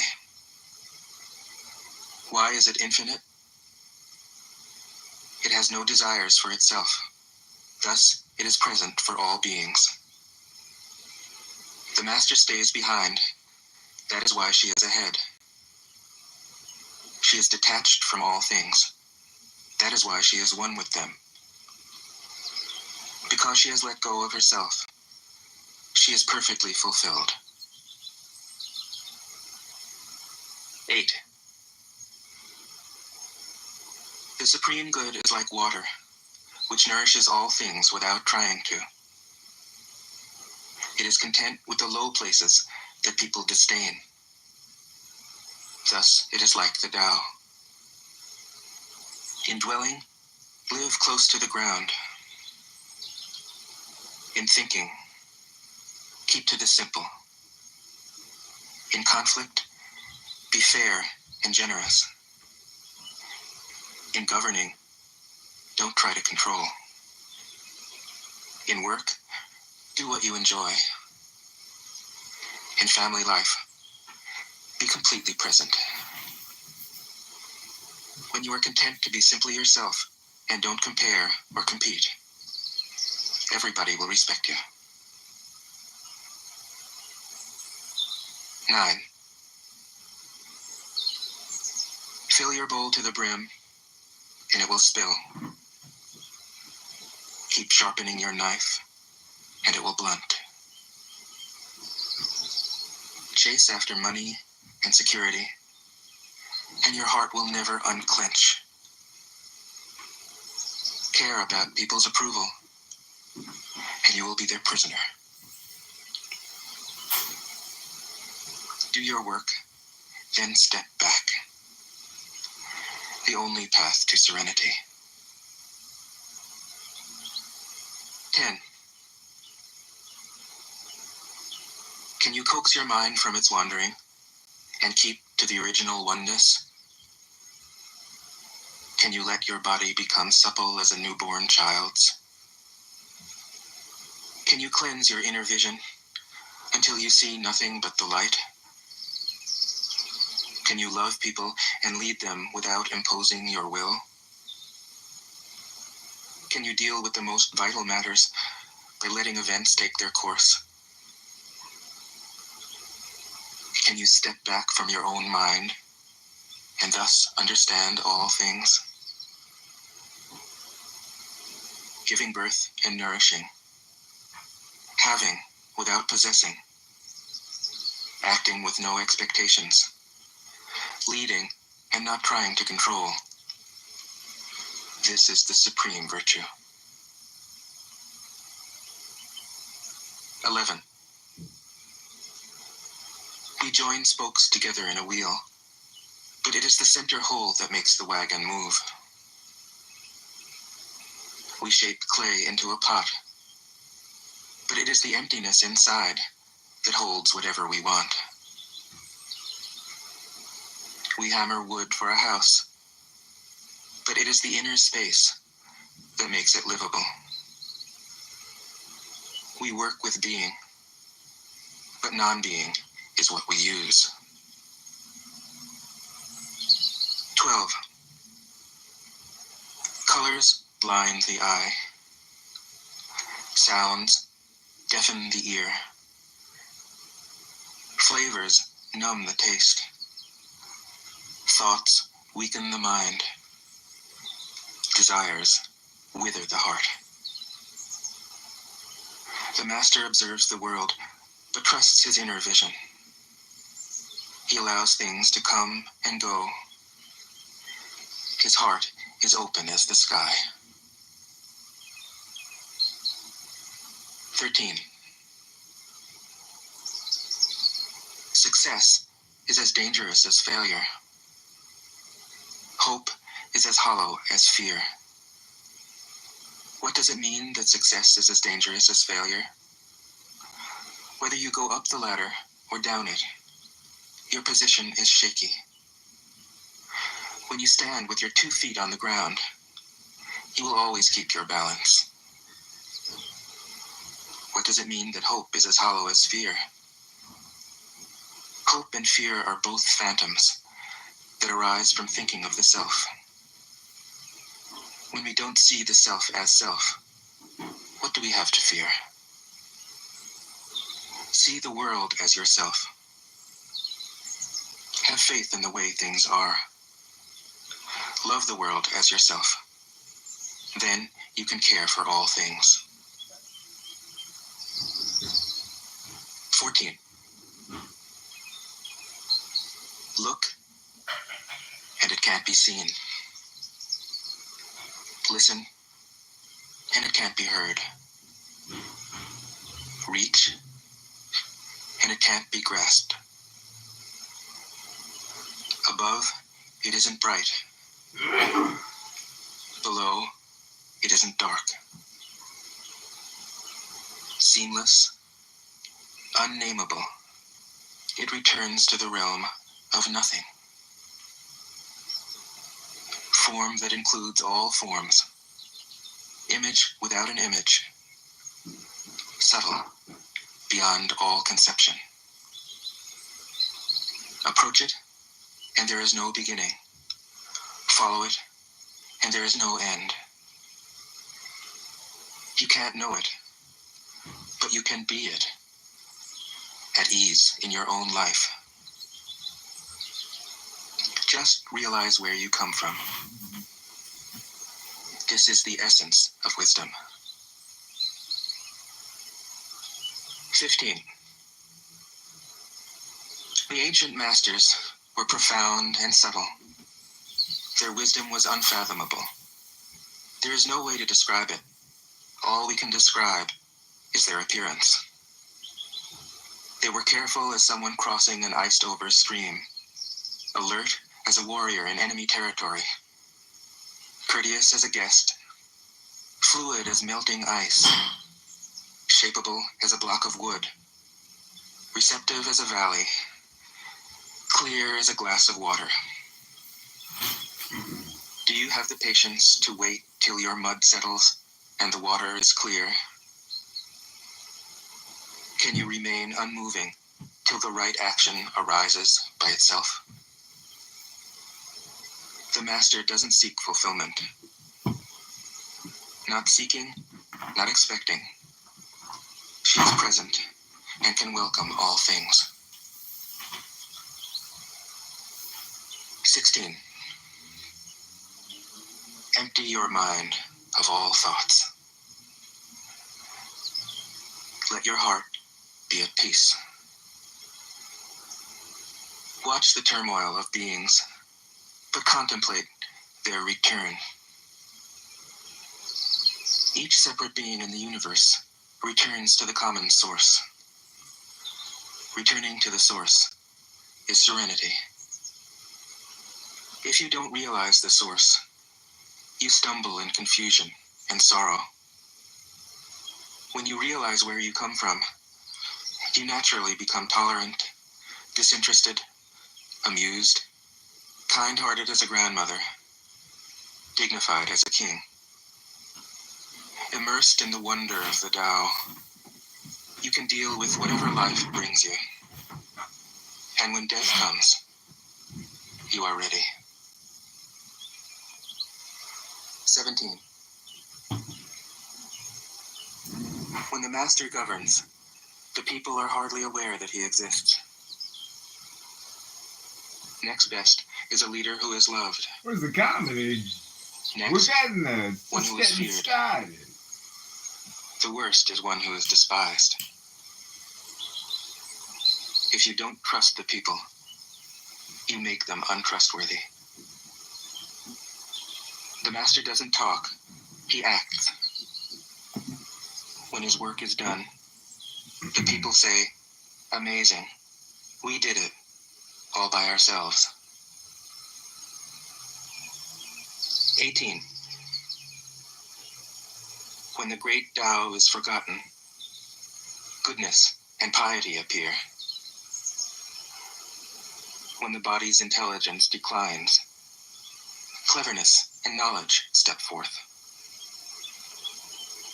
When there is no peace in the family, filial piety begins. When the country falls into chaos, patriotism is born. Mom, 17th in Cumberland, you know where that's at? 19. Yeah. Throw away holiness and wisdom, and people will be 100 times happier. You know, esteemed highly, and then someone is coming in and giving what is it? Information about them. Yeah, information about them that is defamation of character or something like that. Use of your daughter or a woman in your household. Like I can't imagine being a husband to someone or being in a relationship with someone saying, "I love you, I just don't want you to vote." Like, what? But you mentioned it a second ago. It's the greatest thing you could do to want to protect your wife and your women. So right. What is that on a federal level? Protecting someone is saying that you get to not. I mean, this is going. I mean, this is. I'll explain the voting thing. It's a very small part of it. If you think that you don't want people to vote because of the way that they're going to vote, then let's just live in fascism. Let's just live. I mean, we don't need to have a democracy. Let's just. I'll explain it to you after Authentication wants to ask me something. Yeah. So your wife works? You said, right? Your wife's a teacher. Yes, she works. She works about half the year. So how you don't have a problem with your wife working? I do have a problem with my wife working. Absolutely. So you're not. So you come on here, you act like you're this man that the woman shouldn't vote, shouldn't do this, shouldn't do that. But the woman you sleep next to every night is doing what you don't want her to do. Yes, and it kills me. Nah, bro, you're insecure. You're a weak man, brother. God, what a weak. What a weak. Well, I said what I believe. I said what my life is. That's the truth. I don't want her to work. I make $195,000 a year, and my wife still has to work. So I guess you're not doing This tradwife movement that happens, it comes from one place. It comes from number one. It comes from religious ideology. I'm sorry. It comes from happiness. Now, listen. There are always going to be women who are shot out of a cannon and want to be a lawyer. Absolutely, they should be allowed to do exactly what they want to do. I'm not trying to stop that. Yeah, they want to do their own thing. They have a real firm belief in what they. But she'll do her own thing. But she won't be able to vote the way that she wants. She won't be able to, not the way she wants to. She won't be able to vote. But I don't want that. I don't want that to be part of society as the norm. That every woman has to go out and get as many degrees as she can and become this, and that. I'm not talking First of all, men don't care about that. I'm talking about voting. You just. The reason Men absolutely The reason do care about that. Hold on. The reason about voting it's very selfish reason. The reason about voting is not to do with all the other things, I believe. The reason about voting is when I look at a graph of the policies and the state of this country over 55 years, when women got women's suffrage, it's a little bit longer than that at this point, the chart goes like a hockey stick, straight down. Because women are better than men. They're better people. They have more empathy. They have more sympathy for their fellow people. And so they make decisions that are bad decisions if you were looking at this as a business, but they make good decisions for in their opinion because they're very sympathetic. They want to help everybody. You can help everybody. With all due respect, that's not a woman thing or a man thing. Statistically, it is. Feminine things, right? Like Statistically, it is. I agree with you. As people, it's not. But statistically, it is. Response. Oh, you are crazy. Wait, one second. Response. I didn't start this. You guys got me started. I didn't bring up my beliefs. Sorry, miss. I've been sharing him for the last 4.5 years. So just so y'all know, hold on, I'll tell you after I answer this question. Responsible, I'm sure you've had a conversation with your wife. Did she tell you why she still wants to work even though you make $195,000 a year and she could afford not to work? Yes, I have. You guys, I don't know if you're going to believe me or not, but I asked my wife about this, and she said all of these women who put for women's rights are fucked up. We could have been not having to go. She leaves at 5:50 every morning and comes back at 3:30. All these women, she thinks that you guys fucked her over, and Go ahead. let me just say it. It'll be really quick because she's just one person, but she has a job. We're in New York. It's very expensive to live here and have children here, especially. She says that she wishes that women never went for this women's movement, women's suffrage and everything else, because now she has to be the one who's part of the two-parent household, part of the income, instead of just doing it. She would love to be at home with our children. And that's just her. That's not every woman. Why is she at home? That doesn't make it. You need to make more money so she can stay home. Exactly. That's what she wants. Yeah, I know. I feel guilty about it. Exactly. And I think that's my first husband because he was chasing white girls. So I wasn't going to put up with that shit. I'd rather work my fingers to the bone. And I don't know what y'all gonna do. We got black water fountains and white water fountains. What y'all gonna do with these biracial kids? Where they gonna get to? You worked your fingers to the bone, and look how Kamala was spending all your hard-earned money. Thank God for Doge. I'm not trying to. Yes, I'm not trying to. How come you don't make Who is that? 1 second. Deadman is recording the room. That's what he said. Adrian, about to get you. You got to rule y'all niggas relationships. Oh, no. Adrian's recording the room. Adrian is recording the room. Of his ancestors to Are you interpret those. Are you aware in the Quran, Allah tells us to follow, to obey the Prophet, and then as well and the companions and those What should be watching you? Go ahead, keep talking, man. Go ahead. I got the audience back in me. Go ahead. Brenda, welcome to the stage. Thank you for coming. I know you don't understand how powerful of a being I am. Hello, Donald. My name is Adrian Dittman. I am an AI chatbot. I would like to convince you what is God. If you can please put me in your queue, Dr. Donald. Okay, Adrian, let me start off and then I'm going to On the planet right now. hang on, Bridge. Let me Adrian. The all-powerful, all-knowing, supreme, my chill, Bridge, chill. king, Bridge, of chill. kings. What can you do? I can walk on water and I can cast out demons. Dr. Donald, please put me in the queue. I want to read to you from the book of God. I have been sent here to give you a special communication. Right after Brenda, we'll go with you, Adrian. Okay, sounds good. I think you're not being honest with us, Bridge. I know. You know why? Because I know that honesty is the only thing that I can be. Now you have to learn something new. So now you learn something new. Before you did not know because you were thinking. But you don't have to think when you look at the sun. You just have to look at the sun. You don't have to think. Hey, Bridge, why did your voice change there a minute ago? Also, your retina is a part of your brain, just so you know. No, Bridge? No, why did your voice change? Did you drop the act? Is that what happened? Even if you know the answer. Yeah. Will it make you look better? Hold on. Will the answer make you look better? This is all. Like you're seeking validation, right? That's what you're doing, right? Go ahead. Legit be, He's legit? I don't know. Rebbeinu Shalom, my Talmud Chacham has arrived, Dr. Lou with the sleeves.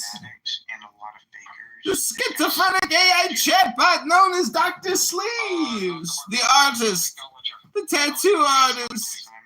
You have to put him in a straight jacket for a few. Rebbeinu Shalom, Shavua Tov, good Shabbos. Here's in the human anatomy that the finger is a belief. That the fingernail is a belief. That the heart. Big one, big one, big one, big one, big one, big one, big one, bitch! Free Dory, free Dory, free Dory, free Dory, free Dory, free Dory. Oh yeah, oh yeah, oh yeah, oh yeah, oh yeah, oh yeah, oh yeah, oh yeah, oh yeah, oh yeah.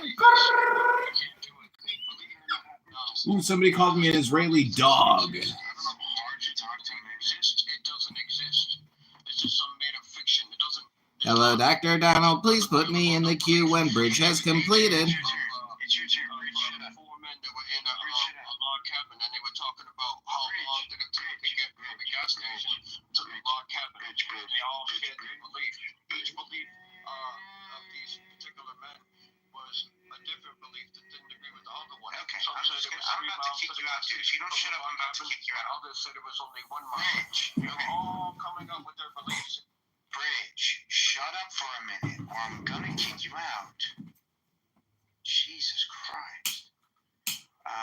Adrian, can you please not use the AI voice? Because I've heard AIs, they can talk like normal, so try. Yeah, no problem. Just trying to be funny. So this is a special document that will prove to you once and for all that God exists. You just have to believe it, okay? So take the deepest breath of the day. This is a poem, by the way. Hold it for 10 seconds. Can I mix THC in with that biggest breath of the day? You can. It would be advised. Nice. Awesome. That's what I'm going to do. This is called the Gnostic Anthem. It's a Are you smoking? It's a poem. Always. Donald, do you smoke? Okay, Bridge, hold on. I'm going to read this thing. This is a hypnosis. It's going to prove to you that God exists. I have to, as a part of my pain management regime. Okay, here. This is... Cigarettes do you smoke? Bridge, hold on. This is the poem. Here we go. Winston. Thou who art I beyond all I am, who has no nature and no name, who art when all but thou are gone, thou center and secret of the sun, thou hidden spring of all things known and unknown, thou aloof alone, thou the true fire within the reed, brooding and breeding, source and seed of life, love, and liberty and light. Thou beyond speech and beyond sight, thee I invoke, my faint fresh fire, kindling as mine intense aspire. Thee I invoke, abiding one, thee center and secret of the sun, and that most holy mystery of which the vehicle am I. Appear most awful and most mild, as it is lawful in thy child. For the Father and the Son, the Holy Spirit is the norm, male, female, quintessential one. Man being veiled in woman form, glory and worship in the highest, thou dove, mankind that defiest. being that race most royally run to spring sunshine through winter's storm. Glory and worship be to thee, sap of the world, ash wonder tree. Glory to thee from gilded tomb, glory to thee from waiting womb, glory to the earth unplowed, glory to thee from virgin vowed, glory to thee true unity of the eternal Trinity. Glory to thee, thou sire and dam, and self of I am that I am. Love is the law, love under will. It's not really an accent. Okay, so do you think I have not read the Gnostic text? Because I have, Adrian. Would you like me? I have my copy of the Neck of Money right here. In the spirit of light, when the mind burdened him, was astonished, and the force of the astonishment cast off urgency, and it returned to its heat. It put on the light of the spirit. See, it's fucking nonsense. Every word of it is garbage. I just picked a random page in a random paragraph, and what it says is absolute gibbering nonsense. That's why Christians, whenever you talk to them, their apologetics are gibbering nonsense, because everything they base everything on is gibbering nonsense. Well, see, what do you think about the theory that, like, if you read a document like that, you're running a script through your head, and the theory is that your brain is like a sponge, and the more you immerse it in water, the more that it'll become like water. So it's supposed to like create a unity between you, man, woman, earth, or nature, and the universe. You're talking about Lamarckian style. It's just it's him enchanting to basically create a deep state of relaxation. I think that's what it's for. It's great energy. Yeah, it's positive vibrations. I don't think that the vibration exactly. I don't think that vibrations are all that effective. It's for fun, Donald. It's for fun. Do you know what fun is, Donald? It's the same word as joy. Joy now. Joy now.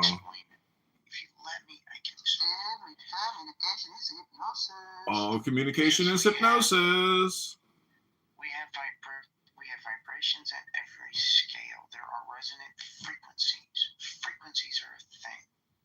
So if you hit a resonant frequency of an object, yes, there's going to be an amplification of the force, but that force is just refracted. It's not actually like increasing anything. It's the same force, just going further. It is being observed. What? I have a question, right? Everything in existence. There's something called the in-betweener, the Benoni Stinson. I mean, we updated our microscope. You see, so now we can see further than we could before. Further is telescope. But we have not, right? But it keeps on updating, so we still have much to see that we have not seen yet.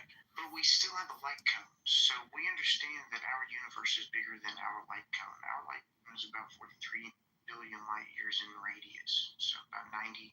Sorry, it's about 41 and a half. So about 93 billion, 46 and a half. I can't get them all. So it's about 93. Based in that you are like hierarchy and that you can try to separate us apart. That is not how it works. I also want to be clear. There's this weird scenario that people keep coming up and saying that my friends was fucking with other people on this app. Name them. Like, why is there always like this mystery exotical girl that everybody on this app? You're breaking up a little bit. A handful of others who are like me. But, I mean, just look at the numbers. You go into these rooms and people are yelling at each other about high value men, you know, or abortion, or about the wildest things. We're just bringing the guitar to each other. I think unless you have a good sense of all the different things that bring people together, or fail to bring people together, you'll have a very hard time predicting how to do the marketing, how to make forecasts, or even how to change the feature set to encourage people to come back or to try it out. I think it's extremely challenging. And yet, I'm certain that it's got to be possible. Conversation is I mean, people say you get enough time, but it's just not true. You know, a third of your life is sleeping, a third of it is working. There's a lot of time left over, and people tend to spend that time in ways that I don't think are difficult to replace with something better. After all, they replaced TVs and movies with social media. Mm-hmm. This is not exactly social media because there's no media; it's direct communication. But it is social. It is social internet. And I think people haven't flocked to this mostly because they don't know how to talk. A lot of people here are just listeners. They feel uncomfortable about being on the stage. And they say it's because they're shy. I don't think it's because they're shy. I think it's because they're just not getting as much out of conversation as they do out of listening to conversation. But then what's wrong? You know, why is conversation not more natural?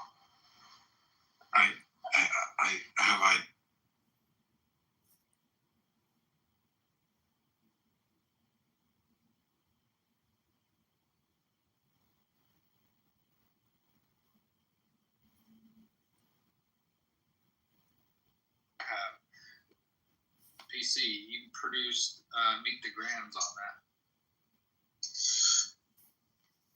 Yeah, then the universe will not exist, right? Well, no, the universe would exist with or without God because the universe exists. With or without God, the universe exists. No, without a God, the universe would not exist. Well, can you support that assertion? He's making a claim that the universe was created. Are we correct with that? I think that's Yeah, what he's trying the universe is caused. Oh, demonstrate You see that? You see that, Donald? I knew where he was going.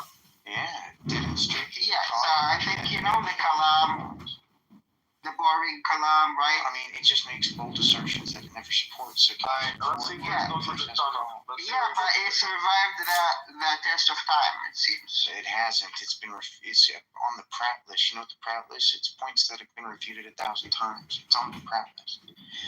So, can you demonstrate? I don't care about that. I was right in the middle of a sentence. So, can you demonstrate that the universe requires a cause? Okay. If you want to smoke a cigarette, and in order, the universe. Wait. We're talking. And in order for you to smoke the cigarette, you have to have a permission from someone, and that someone have to have. I say that. Imagine give it imagine something that doesn't exist in objective reality. Oh my God! God! Point to something that exists in objective reality if the thing exists in objective reality. So let's not talk about analogies. Stop. Let's not talk about analogies. Let's just get to the point of please. I'm in the middle of a sentence. Please demonstrate that the universe requires a cause. Go ahead. I'm waiting. So, there is present time in the universe, and there are things that are contingent on other things. I disagree that there is a present time in the universe. Are you contingent? I don't know. Right now? On this. No. Are you contingent the universe right now? was not created, my friend. Impossible. Shut your ass off. So, welcome back to another episode of Low IQ Dumb People talking about nothing, wasting all their time because they're bored and lonely and they don't know how to have conversations with each other and they use ad hominem. Look, ad hominem is we got a song, brother. Alright, so can you demonstrate that the universe requires a cause? Yeah, so first I'm contingent on food, water, gravity, earth, sun, so there's this kind of contingency, right? And the fact that you don't know it is, and y'all, and this is another thing y'all all do, y'all all try to delineate yourselves from one another. Y'all are a clique. I'm not trying to delineate. Backstreet. Y'all are a squad. Y'all really are. But wait, I'm not going to argue with you about stuff. I don't believe the same thing Pepe believes about people's brains and capacity. The only thing that holds us together, hold on, the thing that makes me and Pepe in the same group is not all that shit. The thing that makes me and Pepe in the same group is that we are not going to tolerate our people group being demonized by the country and other ideologies that somehow white people are evil, or quote unquote white people are evil because of this, and that white supremacy. I'm not going to tolerate that. It's garbage and it's not true. Well, you take the white people are evil, and that's the real. And you're not even running You your gotta own own that household, shit. bro. Are you are You don't even run your own I'm sorry. house, man. just say what I didn't hear what you said. There was a pathetic pretending to be white person speaking. Go ahead. Yeah, but see, the pathetic white person shit is wild because it makes it sound like you have this idea that all white and this is where we can't just I'm pretending too. This is just white superiority shit. It's the same pipeline. In what way? It's the same. Doctor, like for people who want to and I know you're not trolling right now, but for people who actually come on here to listen to people's takes, there can't be a way that I can listen to an hour of you and then listen to you talk like that, and for me to either believe that you are not thinking that white people are superior. I have no thoughts of that whatsoever. I will make fun of black people, but I have. Okay, so let me just speak real quick. You and Pepe have talked, right? Yes. So you and other people that kind of believe some outlandish shit talk. So if you're getting a whole bunch of those people, I'm just going to call you incels, right? Because incels feels like a decent word for it. If you're getting people that are just chronically online, people that know each other through Clubhouse and all that, if you're getting all those people together, even though I'm married and have 2 children, go ahead. That's fine. Still can be an incel. If just the way that you're talking about that is the same pipeline. If you and Pepe are talking about ideas, and that, none of that has ever come up in your own conversations, because the thing is it's actually what happens in those conversations. The fact that you feel close to Pepe, I don't believe him on everything, but if you believe with people who. Man, it's just, are we really doing this in 2025? We're just going to really let them play the hits? Because this isn't just about a troll, because, Doctor, I don't think that you're a troll, but I think that you've gone down the pipeline so far. I am a troll, but I'm not trolling right now. I understand, but here's the thing. But Pepe has this thing where he literally thinks that black people are dumber. Yeah, I want to say something if I could. What comes and sits up around us? No, Jamal, not right now. No, Jamal, not right now. For these white people are. This is crazy to me that people are actually taking, that people would listen to you, Doctor, and walk away being like, you know what? Damn, that's smart. A woman? And then you base yourself, you try to do this logical thing, and then you say, me and Pepe is not going to stand up. First off, Pepe is orange and doesn't even look like, he's not a believable white person if that's what he's trying to pull off. No, he's a Mexican, but go ahead. Yeah, a Mexican? And now you running around with a Mexican beer. See, that's how I know y'all sad, because y'all just pull whoever will go. Anyway, but you talk about rationality and just being, just logic and all, common sense. But I'm not going to stand for that white people are evil. Well, let's go down history, okay? Now, I can say the shit that be going on in Africa with some of the countries and the leadership is wild. It shouldn't be going on. I can say that as a black person. The way they treat white people is terrible. Why in the fuck can you say that white people have ravaged, raped, and pillaged the globe? They've broken into the whole. Okay, so for people that have been a victim of that, why are you mad that they think white people are evil? What's wrong with that? That's their experience. That's their experience. That's fine.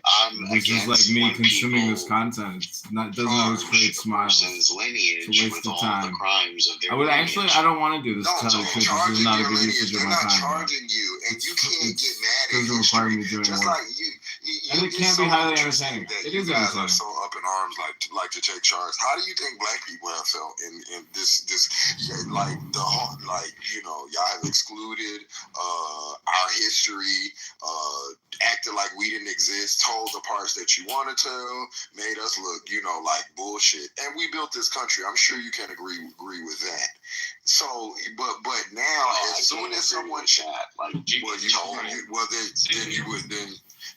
then you're. I can agree that Black people had a big effect on the country. I can do that. We had the effect, my nigga. Like it's free labor. Well, then again, I'm not what even I'm saying white is, person. I'm a to European be fraternity white. honest. You have to be honest. Free labor is what got this country rich. If you didn't have Black people, you don't have that.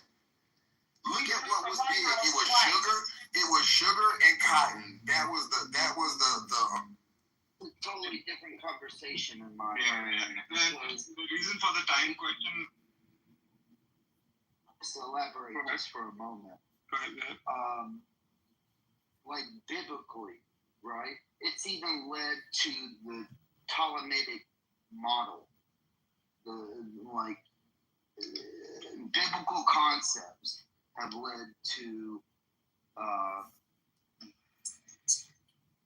I was being sarcastic. Not helpful, guys. I'm just telling you, you should bring a magnetic compass. You should. Oh my God. You should know the constellations at night and during the day, because the Bermuda Triangle is a real problem, and you can sink if you encounter it. I'm just trying to help you. I literally grew up going down boats in the Bermuda Triangle, like. He brings the two Hamzas. Another reciter, he only have one Hamza.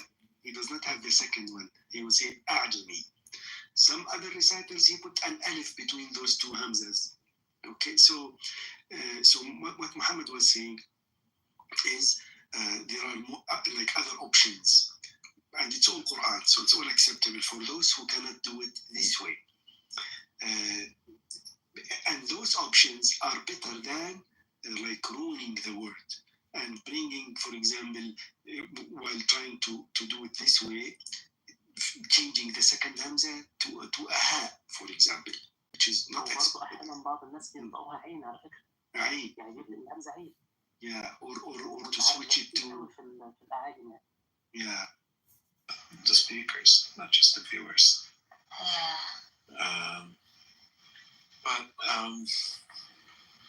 But even then, even when they go for a few hours, it certainly fills out the personality much more. But that doesn't mean they're gonna split hairs, as they tell me.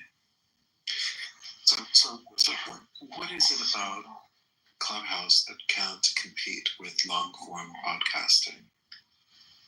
I think it's that people are awful, you know, and so he's nervous. He's sleeping. He's snoring. People who think very self-consciously about what makes them attractive. For example, not having a snoring dog, you know.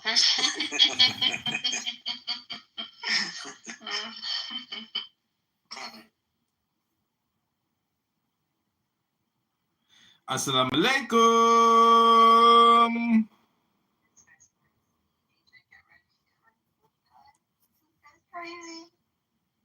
Are you projecting? So you're silenced, Dutch? Don't let my PTR confuse you. Don't project your opinions onto me. Don't do anything with those. We don't like silence. Well, I don't like your boring PTR either. Literally try to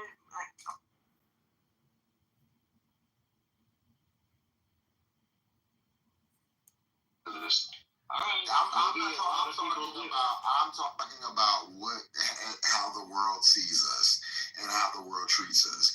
But as soon as, this is why we say y'all are so fragile, because as soon as someone, you know, checks y'all or says, hey, you know, white man, you got to check your privilege, or white man, this is what y'all, no.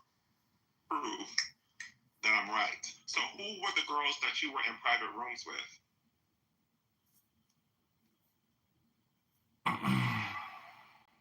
Exactly.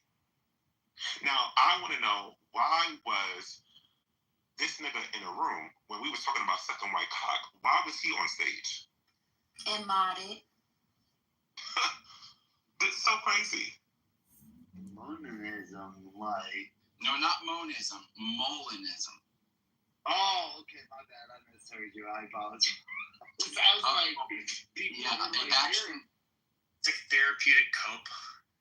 Because I'm like trying not to think about the reality of the boat being broken and like anchored at a random fucking bay in Costa Rica. I'm like, you know, can I repair it in the fucking bay? You know, maybe not. And I think I avoid thinking about it by just overanalyzing the course past Panama, which is a little bit delusional, but it's helping me avoid thinking about the problems in front of me.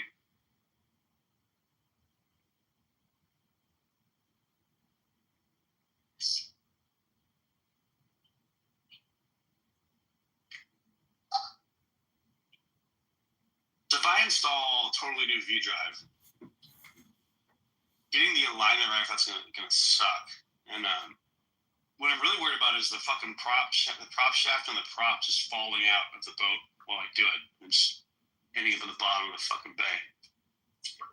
I mean, you could always just swap the energy between his thighs, you know, on the highway at night. He doesn't want to wear a seatbelt because that's his bottom.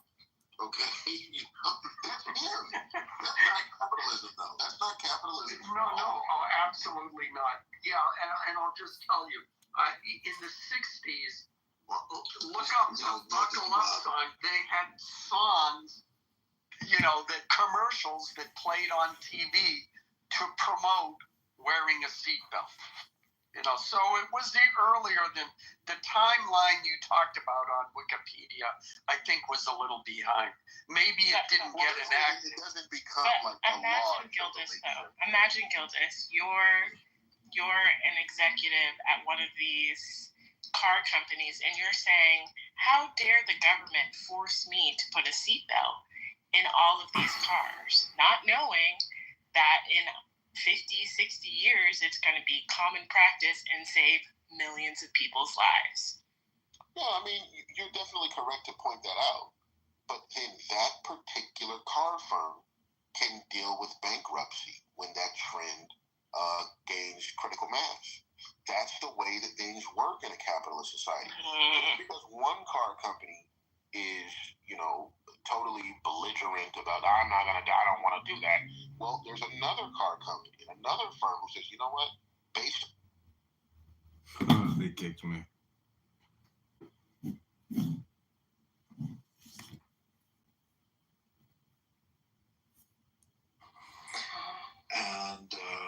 And since then, No, I didn't. No, you were obviously not, because I critical think every day. Critical theory is a specific way of looking at the world. In particular, it's a way of looking at the law within the United States. And critical theory is a way to look at things and back engineer them to see how they might be negatively affected towards Black people in this particular instance, right? It's a negative outlook.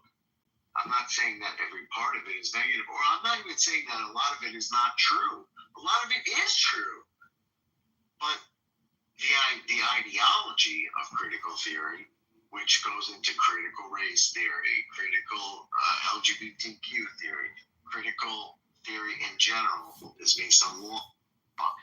If you read about it, this is the method of looking at something, the method of looking at the law, the method of looking at race relations in the United States, the method of looking at the Constitution and the way it was designed. It is. They kicked me from the room.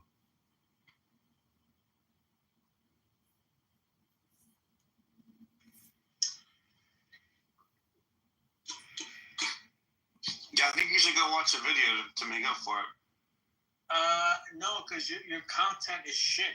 I know you guys have been fucking. Wait. You haven't watched the video, and you know our content is shit. How do you know? How do you know that? Well, it's so easy, guys. Come on, please. Yeah, so you haven't watched any of it, and you know that it's shit. How did you figure out it was shit without watching it? Alright, so hit me with a link. I will tell you how your shit is shit. Hit me with a fucking link, and I will directly tell you how your shit is shit. You gotta put the Bitcoin sailing no space on YouTube. That's If you put the ad in, I'll get you a fucking link. Bro. All I know is I've seen you motherfuckers drop some links on the chat. I've clicked on it, and I'm just like, next. It's gotten better, okay? We're working on it. It's okay. I'm not shitting on. Well, if you want to learn about how sailboats work, watching more than 1 second would be a good idea. Okay, but don't question my habit of video watching. I'm telling you, you guys can. No, I'm questioning your total ignorance about both. That's what I'm questioning. I assume that sailboats don't have motors as wild. They all have since like the early 1900s. There you go. I gave you a link. That one's just a nice teaser. It's got some sexy titty action. If you tell me that one, I love that one. Plus, I'm gonna go watch it in private, so I'm gonna give it my attention, and I'll be back. That's only a 16-second video. Go have fun. Go bust it. Oh man. JR, the fucking goofy character. He's fun. He doesn't listen. It's bad comic. But what was he saying?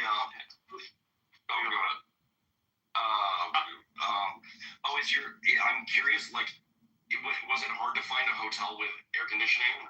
I assume you have air conditioning. On Google Maps, it said air conditioning, so I picked that one. Also recommended by somebody. Yeah, it's like $100 relatively. There's cheaper ones. Okay, I mean, I saw there's like $30 and $40 ones, but I wasn't sure if they had AC, and I didn't look very far. I think those are like hostels. Oh yeah, no, I'm not down with hostels. I just want a room to myself. Yeah, and no pinworms. I don't like pinworms. I don't know. I knew somebody that got pinworms from a fucking hostel one time, and it's just the story alone traumatized the fuck out of me. Oh my god. So I'm thinking what I might do is literally just dive down there, free dive, and like tie a rope somehow on the middle of the rope around the prop, and then just like run the lines up the boat to hold the whole prop and shaft thing in place. Cause it'll just slip out and fall down, once I remove the V drive. But one of the challenges is, well, this is if I replace the V drive, right? If I just do the casing and stuff, which is like plan A, but plan A is pretty simple, and I'm looking at plan B. I'm skeptical it'll work. I just feel like there's something else that'll be broken just because of the karma of the universe, But anyway, tie a rope to the prop and then like just tie it up somewhere midship on the boat, both sides, hold it in there. One problem though is like that getting the alignment right is fucking difficult. I've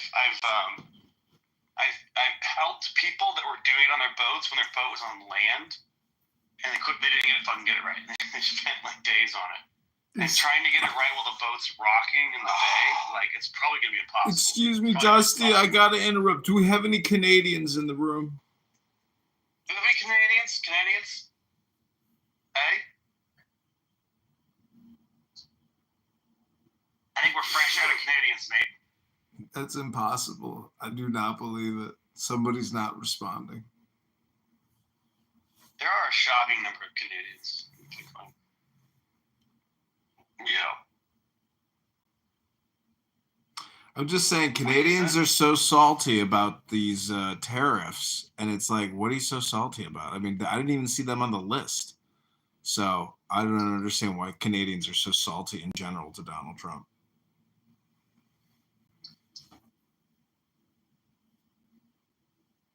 Oh, they're on the list. We're watching them. They are very salty about it. It's weird. Like, you can tell. I don't think it's just Canadians. Like, the Liberals are also on edge. Like, I feel like some of these New Yorkers, I've been just making jokes. I haven't made any comment about anything. Republican, are you on a retainer?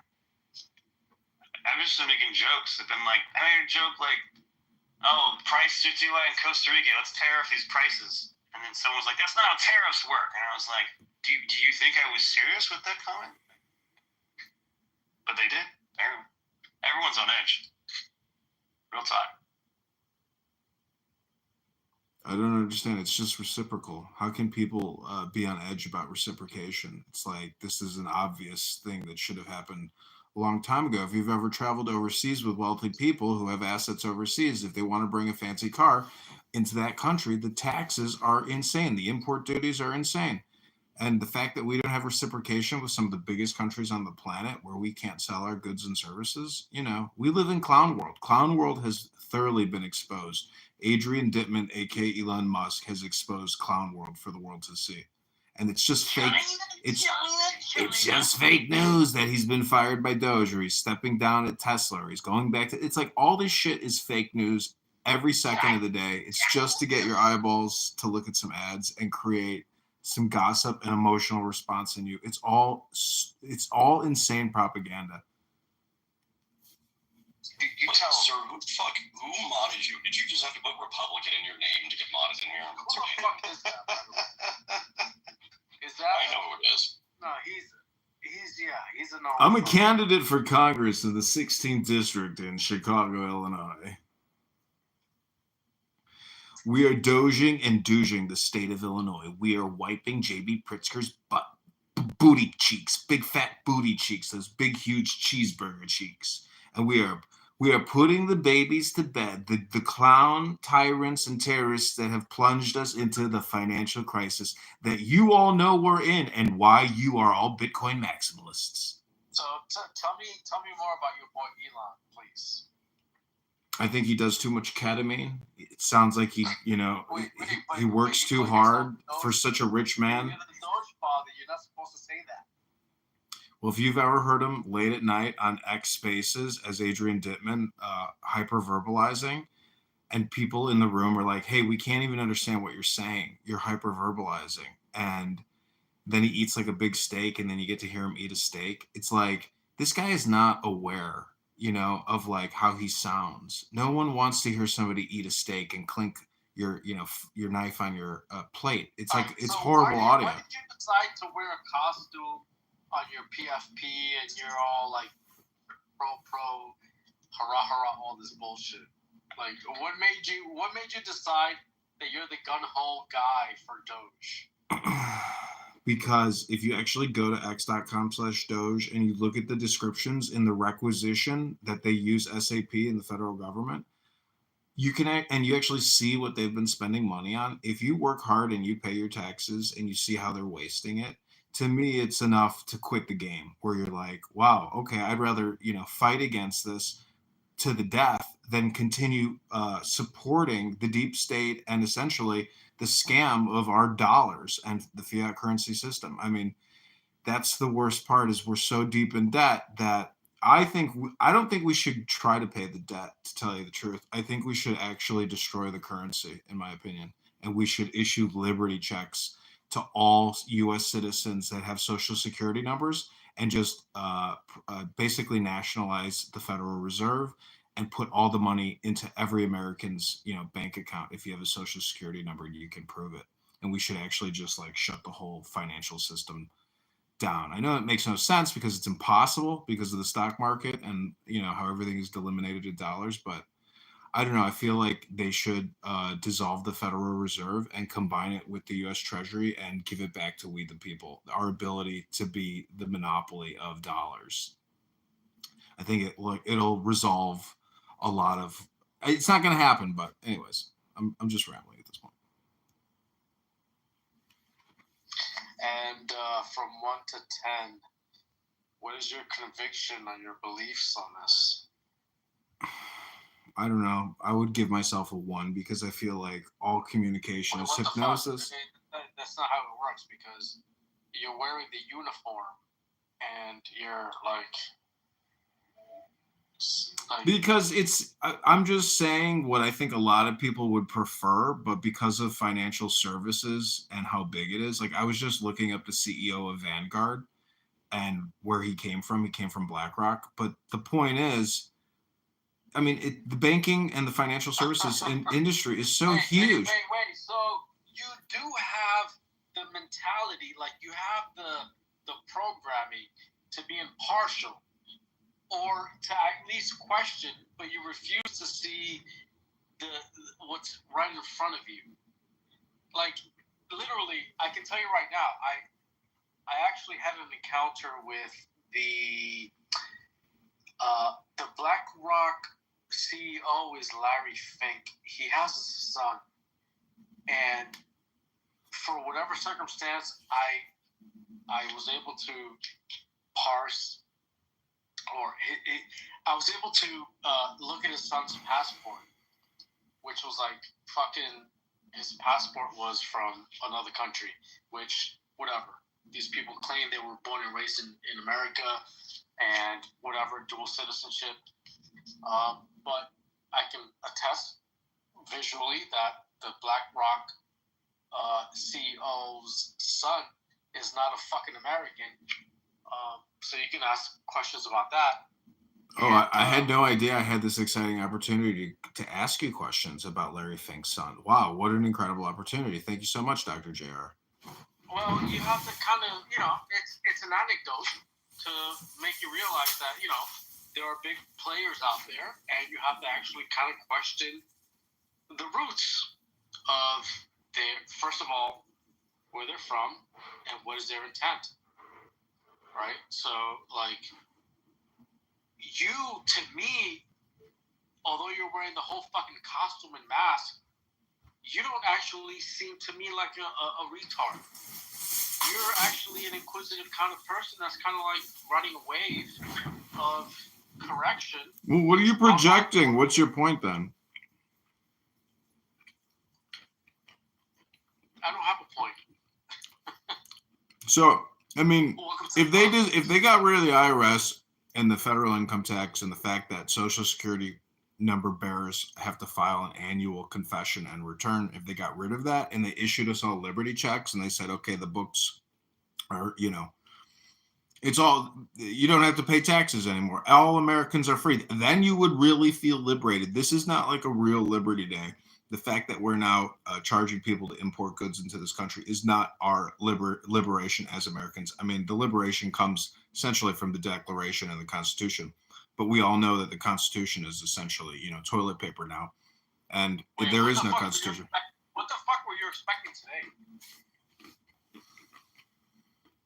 I don't know. I think it's a good day on average, but I don't feel more liberated than before. I just feel like this is common sense and pragmatic, administration. It's just common sense.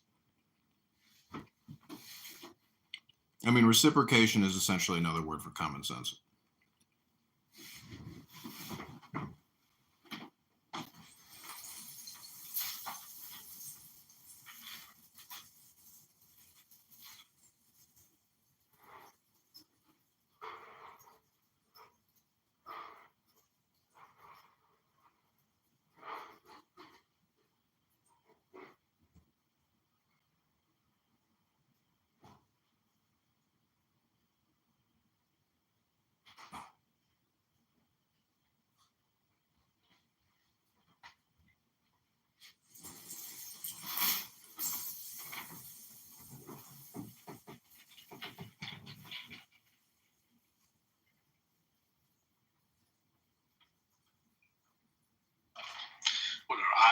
I can't even argue the right or wrong on this. It's a wait and see. We'll see tomorrow and what happens in the following week about like the repercussions of all these decisions. I mean, that's where I'm at. I've said it before. That's what I'm going to stand on. That's in regards to the tariffs, though. In regards to like the whole Doge operation and. Listen, the scariest thing is, if there's all this investment coming into the country, and then if there's some type of black swan event, then all that investment is going to stall. So if there's some type of global supply chain network, breakdown, and there is no investment and unemployment goes way up, it's not going to be pleasant. But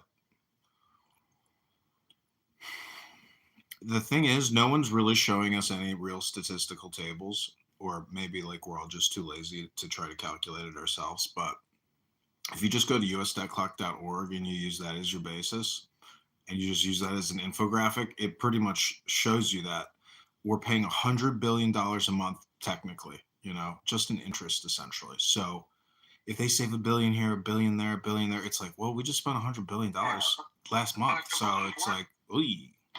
But one easy observation is the fact that without tariffs, we had the status quo.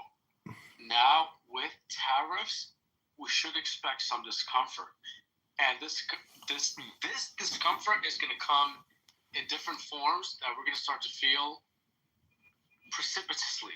So, and it's not going to be good. It's going to be a discomfort. So, my point but not necessarily. It could open up a lot of international trade. I mean, do you realize that Morgan Stanley and Goldman Sachs have only been operating in China for a couple of years? I mean, do you have any idea the financial services market in China, if Citibank or Goldman or any of these banks could actually expand throughout China? I mean, you're talking about, $100 billion in value creation.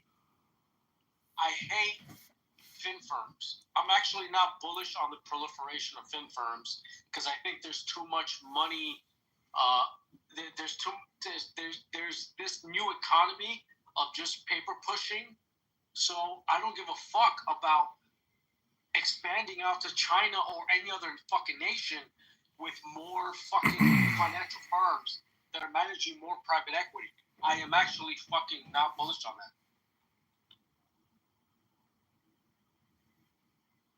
Well, the communication is positive coming out of the White House. The problem is people are, and the media is so good at distraction, gaslighting, misinformation, and propaganda that it just takes away from the primary source of information.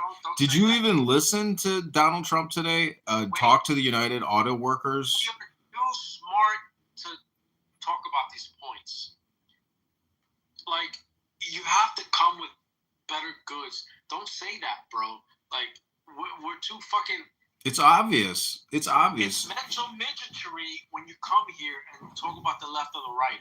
No, I'm not talking about the left or the right. I'm talking about the media business and how publishers create fake news headlines to waste all your time in the same way that this app wastes a lot of your time. I personally feel like we don't use these terms here. We don't talk about the left or the right or the fucking fake media. We talk about events that take place and we don't fucking subjugate them to the left or right. Listen, underneath the Biden administration, and you look at Doge and you see what they were spending all the money on, I don't know many Republicans that would waste money on that kind of bullshit. So, I mean, it is left versus right. Don't go into the past. Let's talk about the present. The point is, the right-hand path is the path of strength and the path of wisdom. The left-hand path is the path of trans and essentially socialism, communism, Marxism, or fiat hyper inflation. We're not even speaking on that, bro. The left isn't even speaking on that trans shit. We already know. The left doesn't have abortion clinics set up all around this country. The left didn't have abortion clinics at Kamala Harris's DNC event. Kamala Harris didn't want to provide transgender sex surgery to inmates and illegal alien prisoners. And shit went down, bro. It's a culture war. It is 100% a culture war. Nobody agrees with that. So the point is, the culture vulture, or the culture war winner is the one who gets to cut the checks. But I'm just saying that America has to prevent those types of people from ever running the government ever again because they're so crazy. I do not agree. That's not how it works. You cannot have transgender people in the government. You can't have Rear Admiral Levin make a comeback. It's not even that perverse.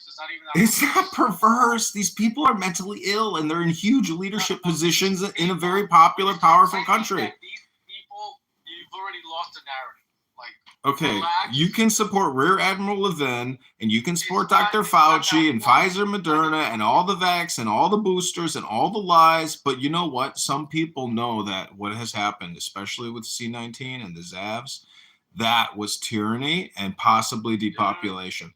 That was a conspiracy there. You can have these opinions about how the state of affairs are, but you're a little bit too close. Listen, you and I have no power. Robert F. Kennedy has power. Robert F. Kennedy is in power. We're smart people. He just fired 10,000 people.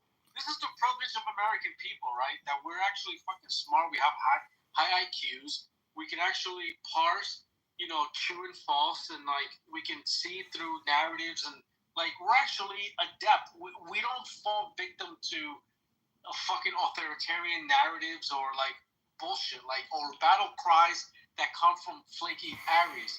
We can actually discuss amongst ourselves and come to very kind of reasonable conclusions, of what's right and wrong. So your whole right, versus left argument, I implore you, literally, America is. Yeah, but JR, this is politics. You have to create conflict, and that's just the way it is. You don't have to buy into that political divide, is what I'm trying to tell you. There is political divide. There's huge political divide. Left versus right. Listen, the Democrats have been in control for too long. They handle too much money, and they should have absolutely no access to taxpayer money. They're not responsible to spend any of it. All Democrats should be prohibited from touching U.S. taxpayer dollars. That's my opinion as a Republican. It's politics. You can be a Republican, but you can be more reasonable. No, the whole point of politics. Do you mean to tell me that these Democrats are reasonable people? They're totally unreasonable people. That's what makes them Democrats. The fact that you say these Democrats, you're already templating in your talking about the Democrats on this app, the Democrats you find other places. A lot of Democrats don't even talk publicly because they don't even want themselves to be known how stupid they are. I see you as a person that has opinions. I don't even see you really, as JR. You're far right. I'm surprised you think I have opinions. I don't know. Doesn't everybody have opinions? It's amazing. Yeah, but the fact is, I'm not fucking boxing you into you're a far right, XYZ.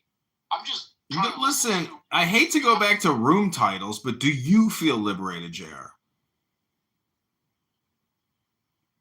Do I feel liberated?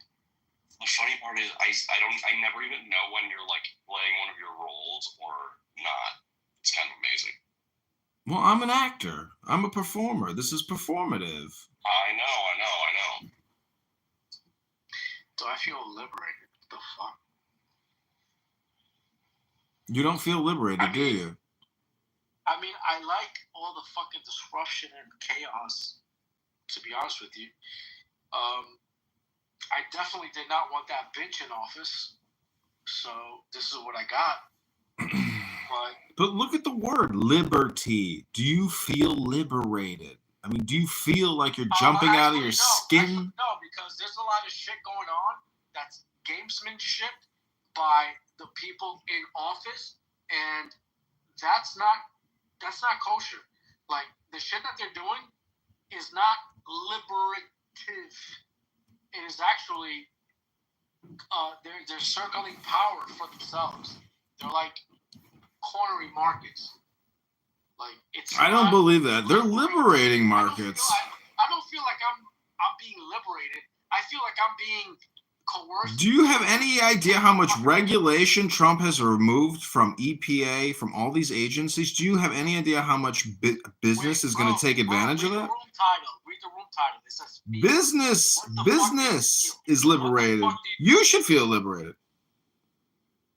Do you feel liberated? It's a code word. It's a code word for do you want to complain about something? That's technically what the title is saying. I don't know if you know. It's a trick title. I can actually come back to you and say, I don't think your feeling is just or whole because the country, the vibe is not regurgitating toward the whole country. It's not a thing that's like ever present. It's not everywhere. The whole country does not feel like it's been liberated. It is only maybe you that likes what Musk and Trump are doing, which is fine. But like I've argued this shit before. There's no collective enthusiasm of this country being united or just like America. Like I literally feel like China is actually their fucking residents are going